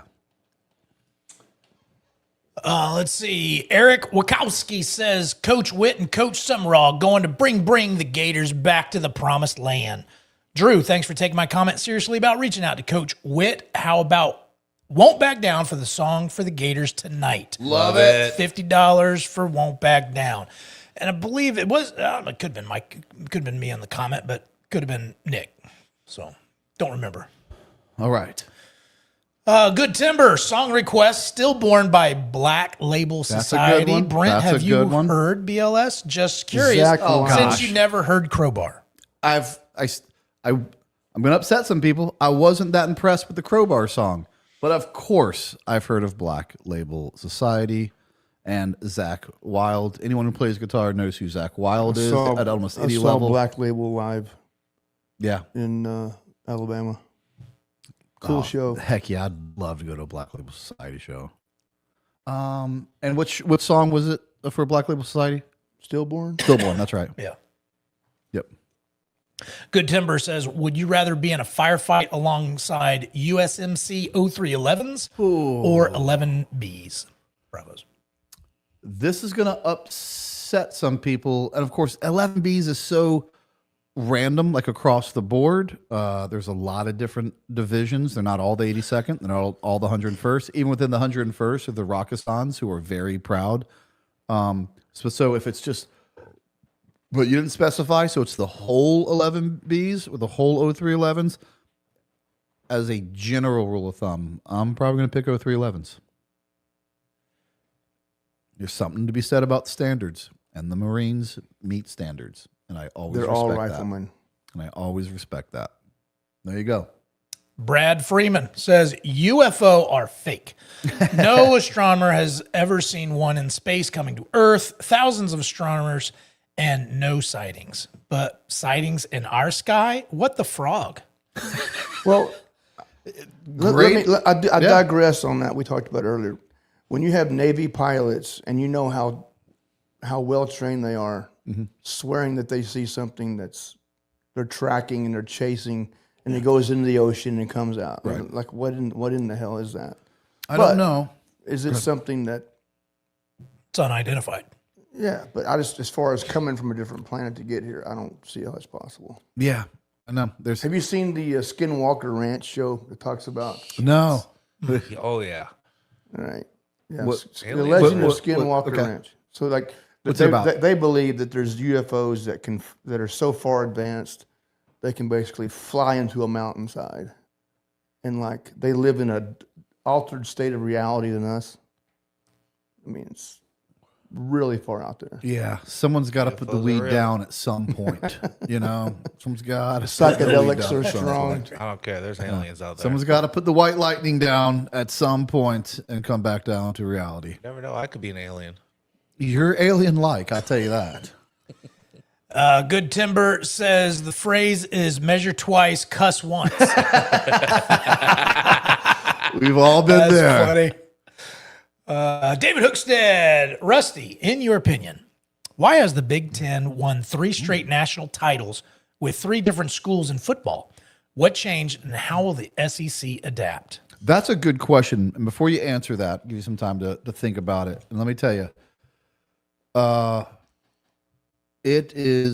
it's absolutely crazy what Indiana did last year. Everyone doubted them the whole year, and they've had a good football program they didn't come out of nowhere, but they're Indiana, so you just don't think they're going to win the championship. And then they beat everyone. They beat Ohio State. They handily beat. I believe they played Alabama, if I remember correct, on their way. They didn't have an easy way to it, and they beat everyone. Sometimes you have people who kind of. It's harder now because it's a playoff system, but before that, you had some national champions that weren't necessarily the best team in the country. They just won all the right games at all the right times. But now we fixed that. Indiana was the best team in the country last year, and that's crazy. And he's right. 3 different teams, 3 years. Yeah, well, Signetti, he came from JMU, won a lot of games there. Has been coaching for a long time, and his standards, like you say, our standards aren't just words on a wall. So he gets it as far as the minute-by-minute accountability. Exceptional coach, very demanding of his staff. They run a very tight ship. Had a very good strength conditioning program. I think there's a lot of parity due to the NIL, and you don't have the depth like in the SEC. Nobody has the depth they used to have. So if you're offered to go project to be a starter someplace where you've been a backup at, let's just say Georgia, Right. there's more opportunity for players to have options to leave. And Michigan's always been a powerhouse program. They've always been good. I just think I think the parity, the ability for these teams to strategically recruit players to come in and pay them enough, and they're not backing up at Tennessee or any place else. They can come in and start. I got 2 questions that I'll pose for you. When it comes to that, sometimes I've thought about this, and I know people are going to go, well, the SEC isn't the best. They haven't won in the past 3 years. Every year, we have the most teams in the top 25, and if you back up a little more than 3 years, the SEC is the most dominant conference in the nation. It's also possible to beat each other up too much. And that's where I'm going Because with they this. all play each other. So what is it a thing that all these best in the nation teams, it's the toughest conference. Well, they peak at the right time. And you have to go in. You get 2 easy games, and that's if you decide to pick 2 easy games, and everything after that is just a slugfest every Saturday. And by the end of the season, you boys are pretty tired. Is that something to consider or an element to it? Tired, beat up, hurt, I playing think so. through injury? It's emotionally challenging to you play a gauntlet of LSU, Auburn, Tennessee, Georgia. You never get a reprieve. Yeah. And I'm not. That's no knock against the Big Ten because No, it's not a knock against them. You're going to play No. Michigan, Ohio State, Yeah. Indiana. You're going to have a gauntlet in its own right. So, But it is different and I believe it was last year. Was it last year that Florida had the toughest schedule in the nation? Last year or the year Last before. year, yeah. might have been the year before. I think it was the year before. Okay, it was one of those. Yeah. When you look at that schedule, I'm not saying Florida is one of the best teams in the nation. It's not back then. It's not what I'm saying. I'm saying we're about to be, but not then. Is that when you look at that type of schedule, and still when you look at generally a Big Ten schedule, and you line them up, they're just not the same. They will have 2 to 3 tough games, and that's all they have to get through. And that's just a fact of life. I think it's intelligent scheduling, and I think from the outside looking in, the SEC. By the time you get to week 11, week 12, you're running on fumes probably. Yeah. But they're still highly competitive in their own right. So we talked about this. My second question is, we talked about this a little bit. A lot of teams have talent, and it's doing the small things right. It's really about getting buy-in from these guys, working at a high level as a team. Do you think at times it's almost a detriment to a high level school that can get 4 and 5 star recruits and make them play together? And when you have a school that's just slightly below that, and they have a bunch of 3 and 4s, but don't maybe have that prima donna complex where they've been pampered their whole life, I think just generally it's a little bit easier to coach them and to get buy-in from them, and to have, probably the wrong word I want to use, but have more control over them to get to where you want to go. Well, I think I think that's possible wherever you're at, whatever level player you have. If you have all 5 stars, I think the art of coaching, you can get everybody to buy in, and like most SEC, Big 10, Big 12, ACC, they might have 80 to 90 people in their staff room. Mm-hmm. Okay, so a head coach that can get everybody to align their messaging. Everybody who has any interaction with the football players, your nutrition staff, strength staff, sports medicine, your tutors, your counselors, everybody, I think you can get that messaging and that alignment even with the players that are the premier talent guys. It can be done, and it's going to be done. I think Indiana, they had really good. Watch their defense play. I mean, they're exceptional up front. They had good talent. They played really hard.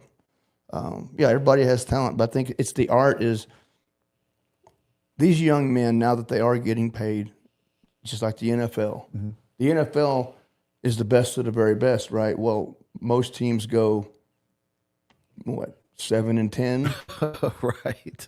Right. So the messaging and getting everybody to buy in and put the team in front of self, that's a continual, never-ending story. So and I'd agree with you. I mean, I don't think anyone, or if so, very few people had more 5-star recruits in Alabama, and Alabama got buy-in from Nick Saban, got them to buy in a whole bunch of 5-star recruits to buy into that program. 2 undefeated seasons. Yeah, at that level, and playing the gauntlet schedule, so it can be done. Yeah, it's just people. It's easy to say, oh, we're paying these guys and now they're soft. It's easy to say that. That's a cop out. Yeah. They're still competitive athletes. They want to compete. Right. And I've known this for a long time. I've been doing this for a long time. But if I get a group of young men in, a line of offensive linemen, and I say, hey, I want you guys to all work hard today. That means 10 different ways to 10 different guys what working hard means. Right. But if we make you compete against bar speed, and if you have the slowest bar, you got 3 up downs, and then you make it offense versus defense, and you tap into their competitive instincts. I don't care who it is; you're gonna extract the most out of them. I would play devil's advocate to that, is that they're getting paid now, so they're soft. I think there's a lot to be said for a player that comes into money, let's say in his freshman year, and now he has a taste of money, whatever that is, whether it's a lower paid player that's just making numbers up, that's making $50,000, that was $50,000 more than he was making or ever going to make, or $1 million or more. He wants that money next year too. Mm-hmm. And so it's just as much as an incentive as well. You want to, and there's only one way to keep getting paid, and that's to perform. And they're always recruiting the next guy to replace you. That's right. Always. Yeah. So if you have a mature mindset and you have the right guidance, you understand, hey, my window of opportunity is always closing. I've got to get after it. Okay. All right. Good questions. The next one is from our man Brad Freeman. He says, did you know the Iowa Hawkeye football strength coach who was accused of being mean and unjustly fired. Or if you didn't know him, have you at least heard of the story? Heard of the story. Okay. Do you know enough to speak about it? Of Honestly, generally what was going on? I with just it? heard rumors. Yeah. He was very successful for a very long time. I don't know exactly what happened. I really can't speak on it. If I had been in the facility and seen it, but I'm not going to go on what I heard. You know. Well, in this day and age, there's some really soft people out there, and you do have to concern yourself with being mean, because just being mean will get you a $25 million lawsuit from a SEAL Team 6 member. It's true. That's just because we were being mean, Drew. It's a fact. Dwazi says, Rusty, have you known anyone else to pull their taint? What was the question? Yeah, right? So I knew this was coming up. I learned just yesterday where the taint is, because they talk about it all the time. I don't know.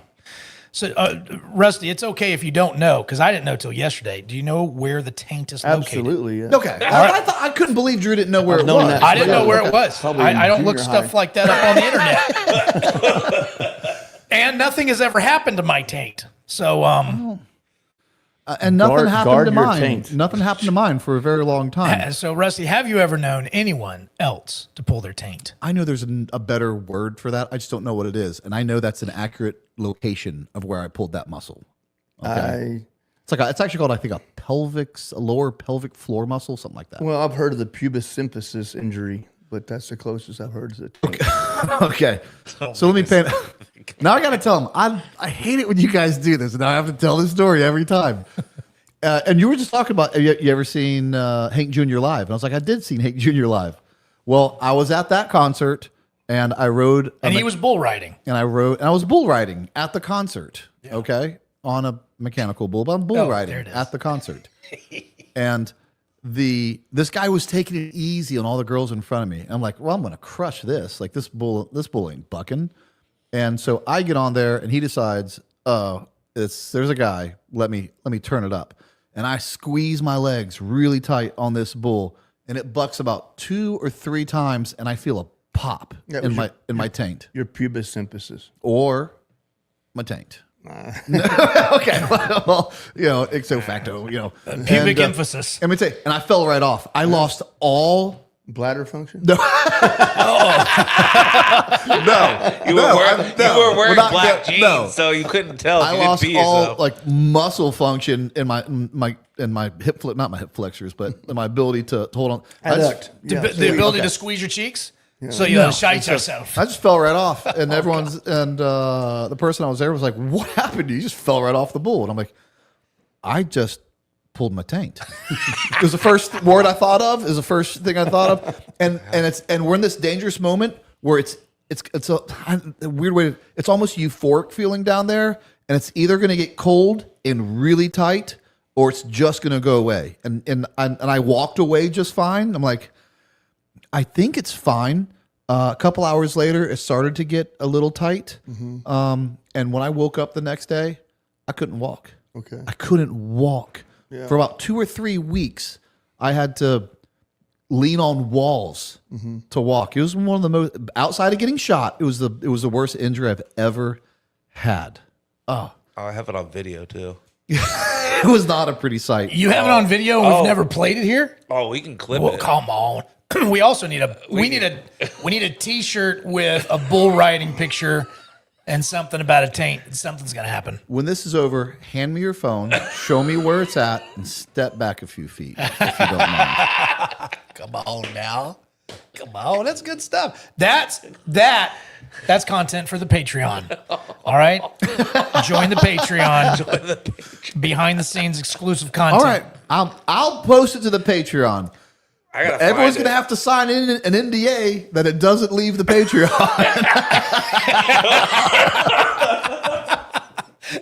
All right. But if you pay me enough. All right. Let's see. Johnny C69 says, I've seen athletes quit on special forces.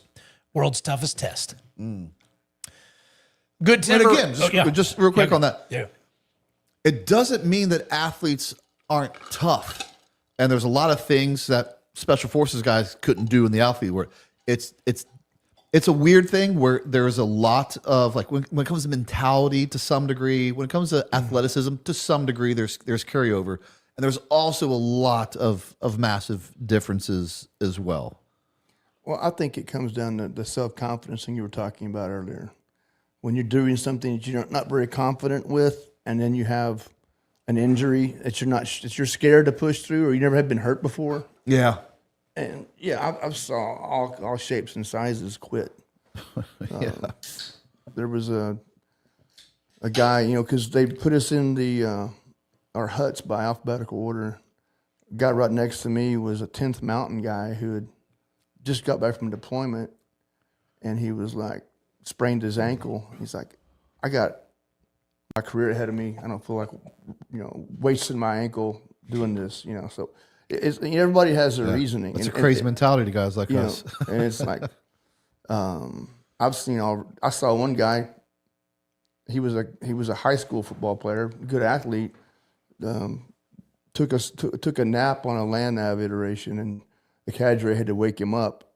He was under his poncho liner during his land nav star, and he decided to lay and take a nap because he was too tired. He said he was tired. So I think a lot of it, though, is that you get to a point where you're hurting and you think you're doing further damage to yourself. Yeah, there's a little bit of self-protection, self-preservation. Self-preservation. I have a theory, and I don't think it's a general theory. It doesn't run across the board 100%. But in almost every selection class I've been to, there have been large men, and almost every time at the end of it, they're not standing. And of course, there's some scientific things you look at. Well, it requires, they're not built for endurance. It requires a lot more calories to keep them moving. And there's some truth to that. But I think the bigger thing is, most big men, everything's been fairly easy to them physically. I don't think they've ever really been challenged. I don't think they've ever been really pushed because no one else can physically challenge them and push them. Well, you got to carry a heavy load for a long way without any calories. Yeah. And they're just not used to that. They're not built for that. Like the fittest guy I ever witnessed in all my SF experience was I'll just say his name was Luke. I think he still might be in. And 6 foot, 190. So TU, his last name started with a V. Okay. I'm W. I'm behind him in the line doing the initial PT test. Mm-hmm. He did 48 pull-ups and wasn't done. Gosh. And he's far surpassed the standard, but they just wanted to see what he could do. Yeah. And he got to 48, and the cadre said, "Enough, you're boring." and then we did and then I come to find out that he and his brother, his twin, had gotten second in the best Ranger 2 years in a row, and they weren't Ranger bat guys. Yeah. So they had gotten second in the best Ranger, which and there's some luck that goes in the best Ranger as well. Look at the regimen of the best Ranger contest. So we're doing the ruck for unknown distance. Okay. And I'm standing right next to him because I'm like, I want to be with this guy. Because when I found out he was the best Ranger, I'm like, this guy can ruck his brains out. Yeah. So he rolls up his pants over his boots, took off his PC, put it in his pocket. And I'm like, okay. Then he tucked in his pants his shirt into his pants so the ruck wouldn't like rub. Yep. I knew exactly why he was doing it. And he took off and just slowly starts trotting. So I stayed with him for about 2 miles, and he was just steady. Yeah. And he won by like 10 minutes. Yeah, which is a long time in a ruck. And he said, well, I can ruck with 50 running about a 10-minute mile. Yeah. So it was phenomenal. So he probably, some people who are watching this know who I'm talking about, but that size, that 6 foot 190 time frame, he was built for strength and built for the endurance. Yes. Yeah. But on the flip side, there was a guy on my Q course who was about 6'6", 220, and he was a ruck monster too. So, but yeah, I think there's probably a 230, 240, those kind of guys. you've got to lose weight to sustain the distance, duration, and lack of calories. Yeah. So we just need a yes or no answer on this. We don't need to get into the weeds about it. But just for brevity's sake, we got to move on. Am I the strongest podcaster you've ever been on a podcast with? Absolutely. Yeah. No question. Give me the title. Look at the triceps. Give me I call them deuceps.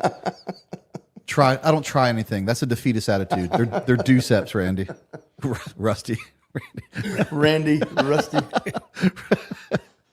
I worked at a college not too long ago, and a certain member of the admin would always call me Randy.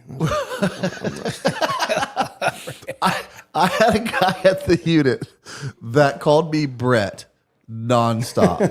And I would, at the beginning, he was a senior guy on a team, so I just didn't correct him. I'm like, yeah, I'll be your Brett. And now I've been there for a few years, and I decide, all right, it's time for you to get my name right. And I go, hey, my name's actually Brent. He goes, oh, why didn't you tell me that? He goes, well, just, you know what? Well, he kept calling me Brett. He never called me anything other than Brett, and I knew that he knew better. And now he's just doing it. All right, now that I said that, I got to recant. You ever heard of Mike O'Hearn? We'll edit this out. Have you ever heard of Mike O'Hearn? No, spell it. Ohearn. Look at that guy. Military pressing 315 behind his head at 56 years of age. Oh, he's a podcaster? Yeah, he's like a major fitness influencer. Oh, is he? You're on his podcast? He was in the, he's been on like Flex Magazine, Muscle and Fitness. He's a huge voice in the health, wellness, strength industry for like the last 35, 40 years. You know what? I know that because I was looking you up on some podcasts before you came on the show to get some background on you, So, and but I forgot. You're a close second. So Well, I mean, he's the strongest figuratively speaking. You know, the strongest will. How's that? There it I is. told you yes or no, nothing else, and let's move on. And you refused to play according to the guidelines that were put out. So anything after that is frivolous. I can't These are community disrespect. guidelines. All right, so let's go. Physically strongest Mike. I wish we could go back in time and so that Rusty could just say no.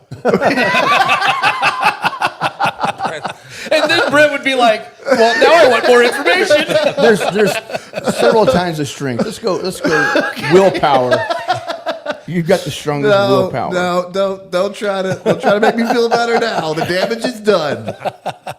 All right.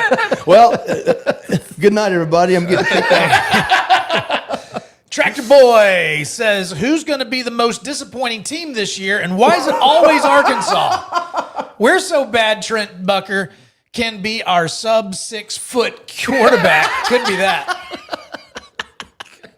We're making a t-shirt. Sub 6. I'll have you know, Drew Brees was 5'11". You just learned that today. He's using that material. Thanks for that, Rusty. Arkansas is one of those bubble teams that every year someone's talking about how this could be their year. They're getting better, and they never really do it. They've had some great players come through that program, but just holistically, they never really put it together. All right, a lot of A's says, any strengthening tips for an injured taint? Asking for a friend.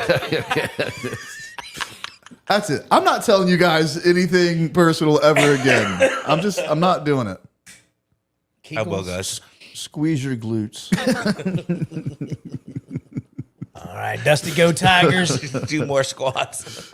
Dusty Go Tigers. I'm going to let help Dusty out because his last super chat, the end of it, he asked, do you miss the food there around ULL? He did. Oh, let's see.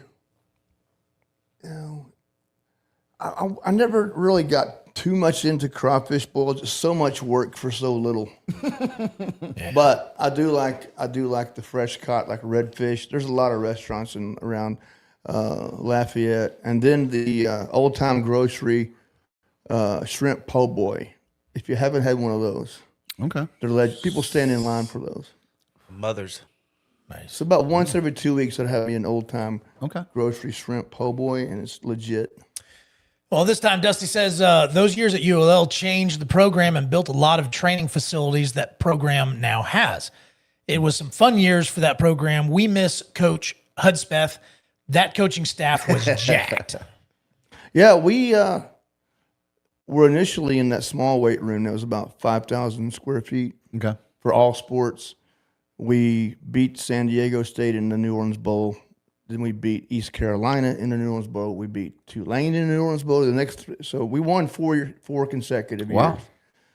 And we got a lot of booster support, and we were able to raise funds, and we built 13,000 square foot room, and I was able to outfit that, Yeah. and that was nice. Good times. I hate that to some degree. I understand it. That's just the way life is. But I hate it when winning teams and the boosters start giving money. Now they're You needed winning it team. before. That's right. You needed it on the down years to become a winning team. It's just a little bit backwards. It's so funny. But we had, I think some of the boosters look for the direction. Is this going to be meaningful if I do know? Is the right leadership in place to? Yeah, that's a good point to it too. Make the best of my resources. Right. They believed in the leadership and right. Even if, are you saying essentially, even on a down year, if they believe it's going in the right direction, the right people in place, they probably would still invest, but they're not going to throw money at a bad cause necessarily reward and that. Coach Husband did a really nice job I see what you're saying. of interacting with the donors and going out to eat with them and giving them a positive vibe that it's going to go to the right place. Real quick, guys, bring it to me, Drew. Yes, it's there.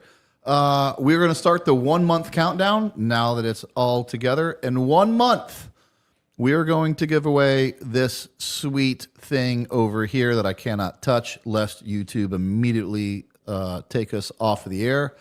But I will post pictures of it tonight on the Patreon of this custom pew pew, we'll call it. So join the Patreon. That's all you have to do. Join the Patreon and you're automatically entered to win it. You don't have to join the Patreon and then join Instagram and then hashtag this and invite a friend. That stuff's ridiculous. Just join Patreon and you will be eligible in 3 more Thursdays from now to win that completely free of charge. All you got to do is join the Patreon. All right. Six's mom.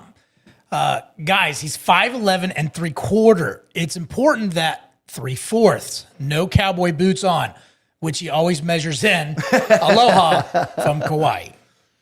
All right. Thank you, Six's mom. Thank you. Those 3/4 inches is What can I flip-flop say? he's got on. Yeah. No, they're very foamy flip flops. That doesn't help. I'm like That doesn't 208. help. It smashes down. The flip flops are basically nothing. They are pretty thin flip-flops. Thank you, Drew. I was looking at them. All right. Holy food. Brent, you can gain a half true. inch if you measure yourself horizontal versus vertical. I just saw that on a social media Measuring a post. TV. Just the weight of yourself standing up is worth half an inch to 3/4 of an inch. You can weigh yourself.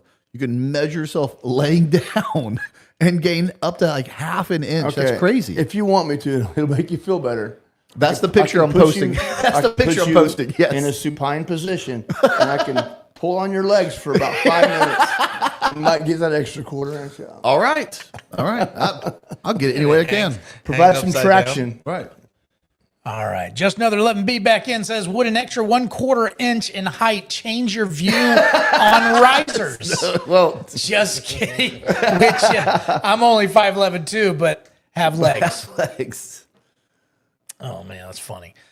Joe Saunders, EPKA, says, honest question. Do you think having a background in sports directly translates to having a military career? Grunt, tanker, support, SF. It's all about the team, right? Yeah.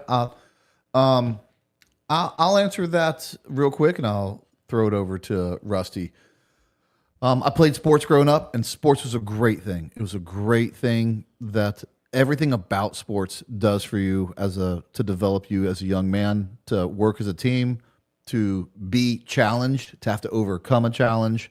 I played football, baseball, basketball, And that athleticism at the tier 1 level absolutely helped me out.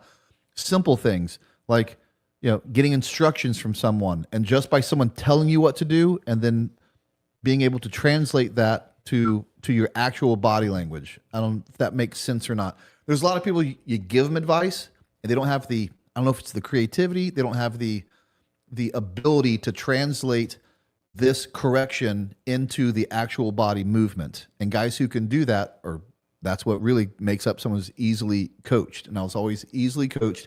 And when I got to the highest levels, I got small corrections, and you didn't have to tell me twice, because what I thought I was doing is what I was really doing. We don't have time to take a video of you and say, hey, this is what you think you're doing, but this is what you're actually doing. So sports provides that.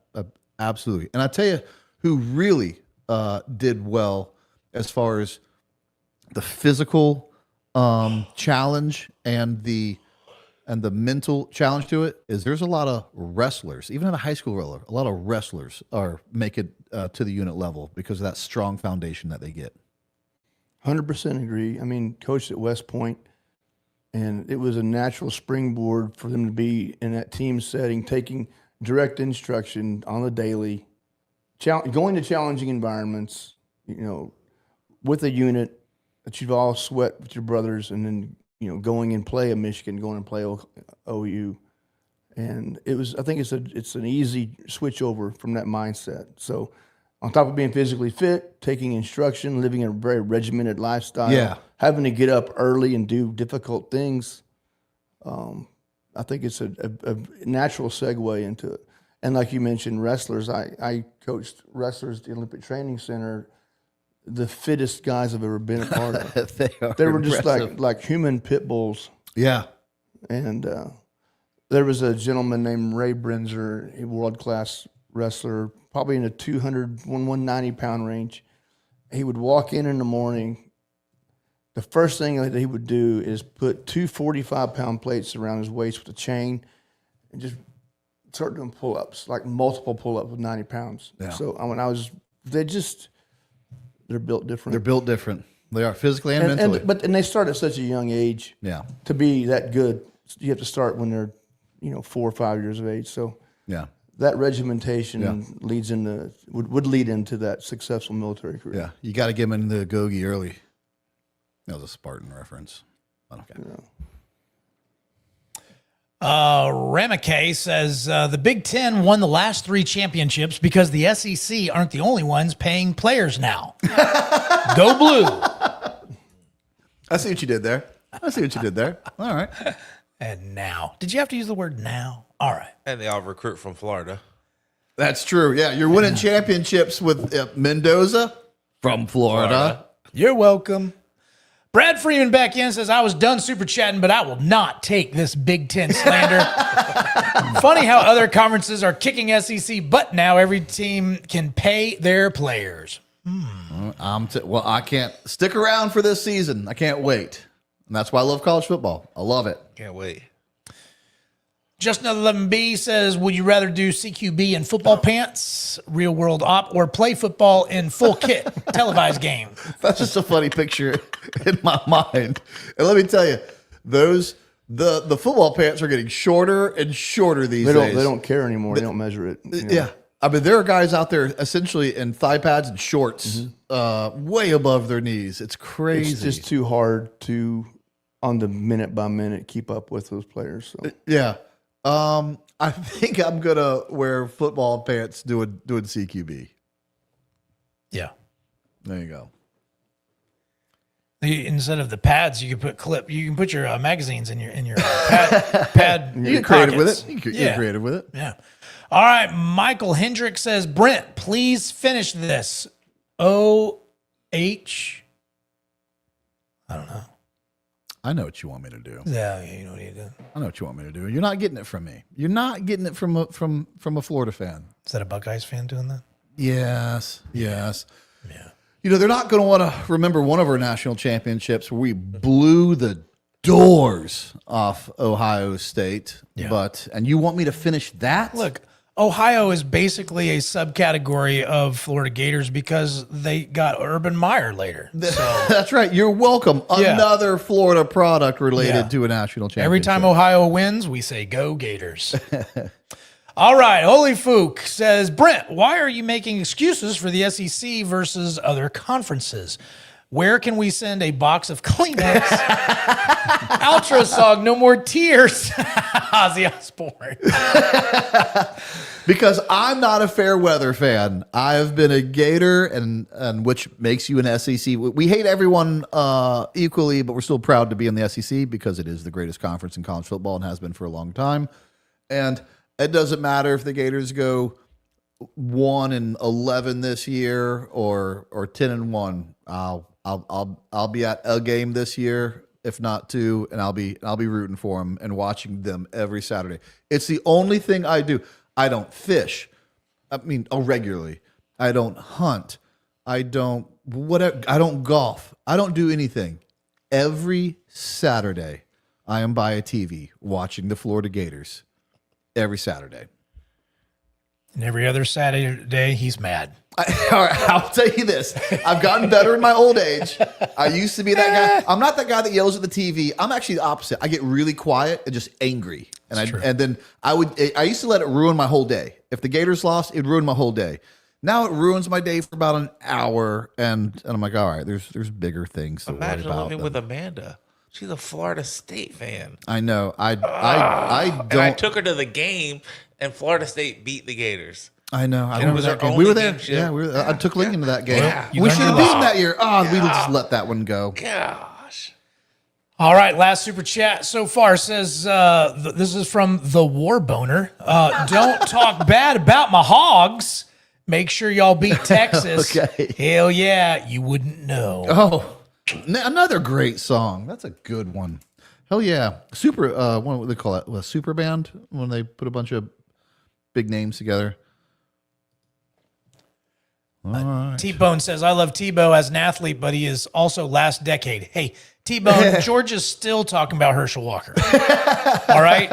So we still got another decade or two. You keep Tebow's name out of your mouth. I will go Will Smith. I will go Will Smith up here and smack you. Don't you dare. Tim Tebow is a saint. Keep his name out your mouth.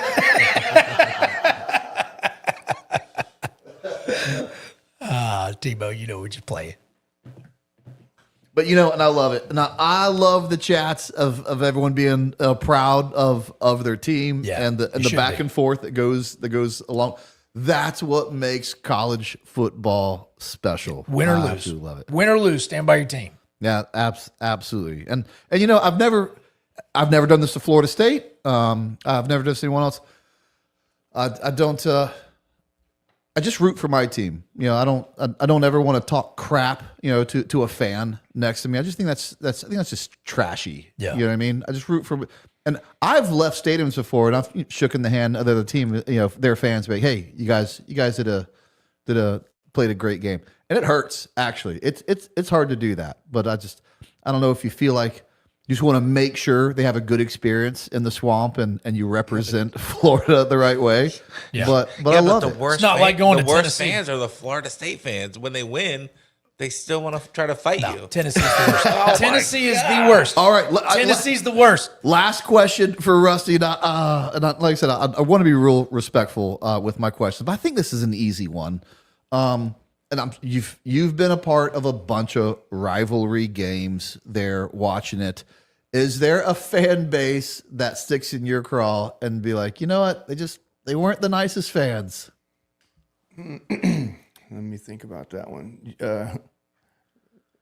So when you go play at Louisiana Monroe, okay, they sit behind you, and there's no filter. They are calling our players every name you can imagine. That's unfortunate. It was, and then I coached at a Troy game, and we had a fraternity behind us on the visiting side. Yeah. And there was no filter, the language, and it was just like they took it a little too far. Yeah. Then I coached at Troy, and then it seemed to be the fan bases at some of those schools can be very just. I mean, there's no filter, but when it's going to be that way. I mean, they want to affect the outcome. They want to get under your skin, right? Now, I've been to a Texas A&M game in the crowd.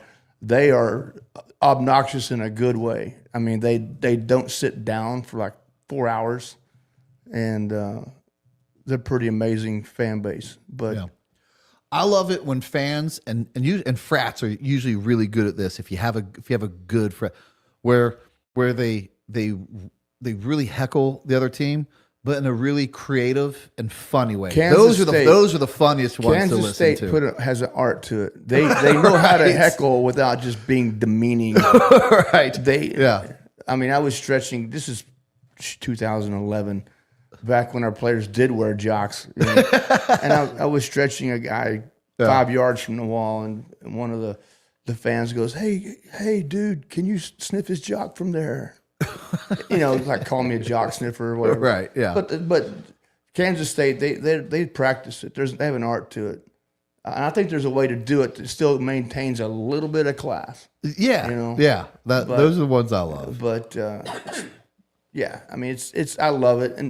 And we played at Texas State a couple of years ago when I was at Troy, probably 3 years ago, and the alcohol was flowing freely third quarter, right. And they got the big 20-ounce Coors Lights, and they're like trying to throw it on us, and it got our guys ramped up. It like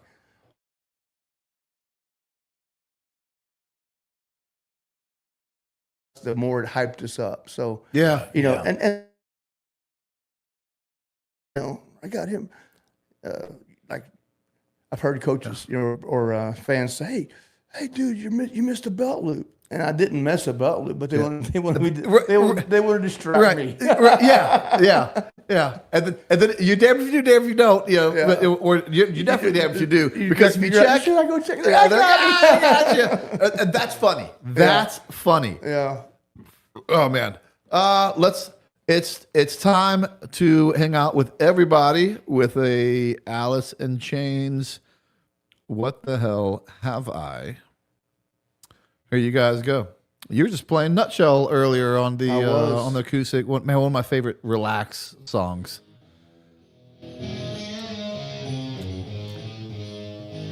All right, let's see what we got here.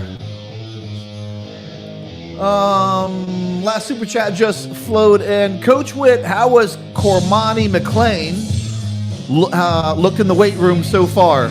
That kid transformed himself the year prior because unfortunately we were lacking in that area big time. Cormani McLean. Yeah, Cormani McLean has gained around 12 pounds since January. That's a lot. That's a lot. His power clean went from around 225 to 300. Wow. So he just committed himself to the weight room and he changed his body. And he's running 22 miles an hour easy. Love it. So what position does he play? Cornerback, defensive back. And he's has NFL size, NFL speed. Yeah. Where'd he come from? Do you remember offhand? Eric, let us know where he came from. I'll look at it. Reginald Rutherford, K-State has the best tailgating. I'll take your word on that, but some tells you there's a lot of people in the super chats are going to have a different opinion on that. Let's see. Sports are fake. There is no question. It's silly to pretend they aren't. Like, who's the Lulu here by Animal Mother? Sports are fake. No, I got nothing for you. I got nothing for you. I got nothing for you. That's so ridiculous.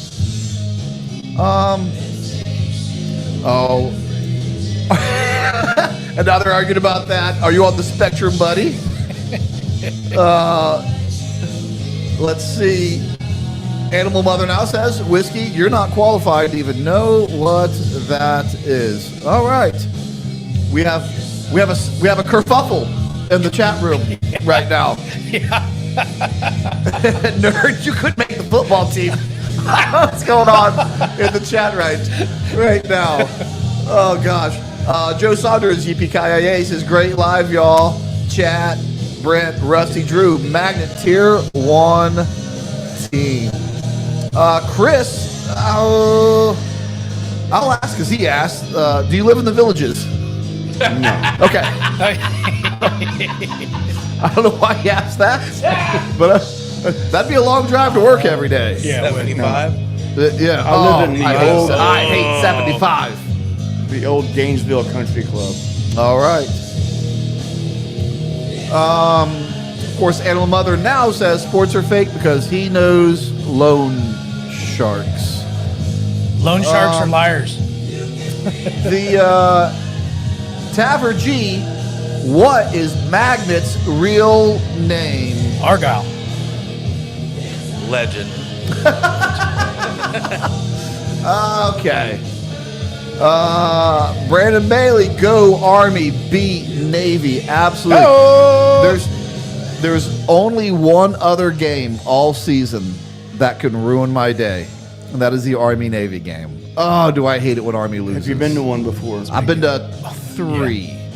And they're special. They are special. It was really, really cool. If you love college football, you have to go to one. And you need to go to a Army home game. I do want to go to Army. Yeah, I need to do that. I foolishly told my dad I was in Syria, and I told him, I said, hey, if I was watching a Gator game on my phone. We didn't have enough bandwidth to watch it live. So I forget what it's called, but I'm basically watching the football field and the ball move 3 yards, and it says, so-and-so rush for 3 yards. That's how I'm watching the Gator game in Syria. And I'm getting nostalgic, and I'm like, yeah, I might die sooner than later. I need to take my dad to a Gator game, and because he took me to Gator games, and now it's time to return that favor. And so I call him on the sat phone. I say, hey, Dad, I tell you what, if I want to take you to a Gator game. And we were talking about the presidential race and Trump and Hillary at the time. And he goes, he said, I can't remember how we got there, but eventually this was the deal we made. If Hillary wins, you can take me to a Gator game. But if Trump wins, we're going to go to an Army-Navy game. And I said, deal. I didn't know anything about the Army-Navy game other than I want to take my dad. And that's when I found out the Army-Navy game's a big deal. You want to know how I know the Army-Navy game's a big deal? I'm thinking it's 2 unranked teams. This should be easy tickets. They weren't nice tickets. They're $500 a pop for tickets. I paid $500 to go watch the Gators play in the Citrus Bowl with Tim Tebow. Yeah. And that's what it cost me to get a seat. And I was like, this is a bigger deal than I thought. And it was. When I got there, the whole thing, show up early, watch the whole pageantry from beginning to end. Such a cool thing. I got to watch it, and then next year I coached in it. Yeah. That was pretty cool. And having not... Did you guys win? We did not. It's a tough In 2019, we got smoked. They had a really good quarterback. Yep, I know which one you're talking about. We had a good run there for 7 or 8 years. Yeah. And they had a good run before that, 10 years. Now Navy's resurgent again. They have a really good quarterback. But we were in the pregame, before we went out to flex, and a Secret Service agent walked in the locker room and said, "The president is now entering the room." So we all stood by our locker, and President Trump shook everybody's hand. It's pretty cool. I do love that he shows up to those games. I do. And he said something different to everybody as he walked past them. It was pretty cool. All right, one more song, and we will be out of here. But we're right back to the chat. Yes. Yeah. All right, let's see. Rusty, do you work with Soldiers to Sidelines? Asked Rack Shadow. Ever heard of Soldiers to Sidelines? Sounds like a nonprofit of some sort. To get guys in the coaching field. Okay. I mean, it sounds like a great idea. I've helped some guys get internships, but not as a formal organization. Yeah. All right. I've worked the 50 for the Fallen. I give to that and give some time when I can. Because Animal Mother, Britt, come on, man! Don't read some random chat trying to get back at me. You're not wrong. I did not see the entirety of the conversation, but that was Magnet. Yep. But that was all that was there. That was all. That's all I had to go off of. Big Glock, LSU tailgate, hands down. Gator on the pit. I tell you, it just infuriates me. You want to know what gets under my skin? And I don't want our players to do it either. Is when an opposing team scores on us and starts doing a Gator chop. Oh man, it gets me going. I almost want to run out into the field and tackle the guy myself. Disrespectful. Disrespectful. Coach hasn't experienced this song yet. Oh yeah, I have as a visitor. Oh, have you? Oh, awesome. Yeah. Day game, night game. It was a day game. Night game's even night cool because games they turn the lights off and everyone turns their cell phone light on, and it's night games are always special. Yeah, I prefer. Yeah, because they're not as hot. That's true. That's true. Does it matter to you? You care about day games, night games? Early in the year, I'd rather play night because the hydration issue. Yeah, I can see how that can matter to you. Yeah, that being a conditioning coach, it's like when you have a 2 o'clock kickoff, you're concerned about the hydration, sweat, cramping, all that. Yeah, I get that. Dwazi has a complaint. Oh no. That doesn't sound like conjunction junction. Well, you're listening to it wrong. You're listening to it wrong. Yeah, what's your function? It could.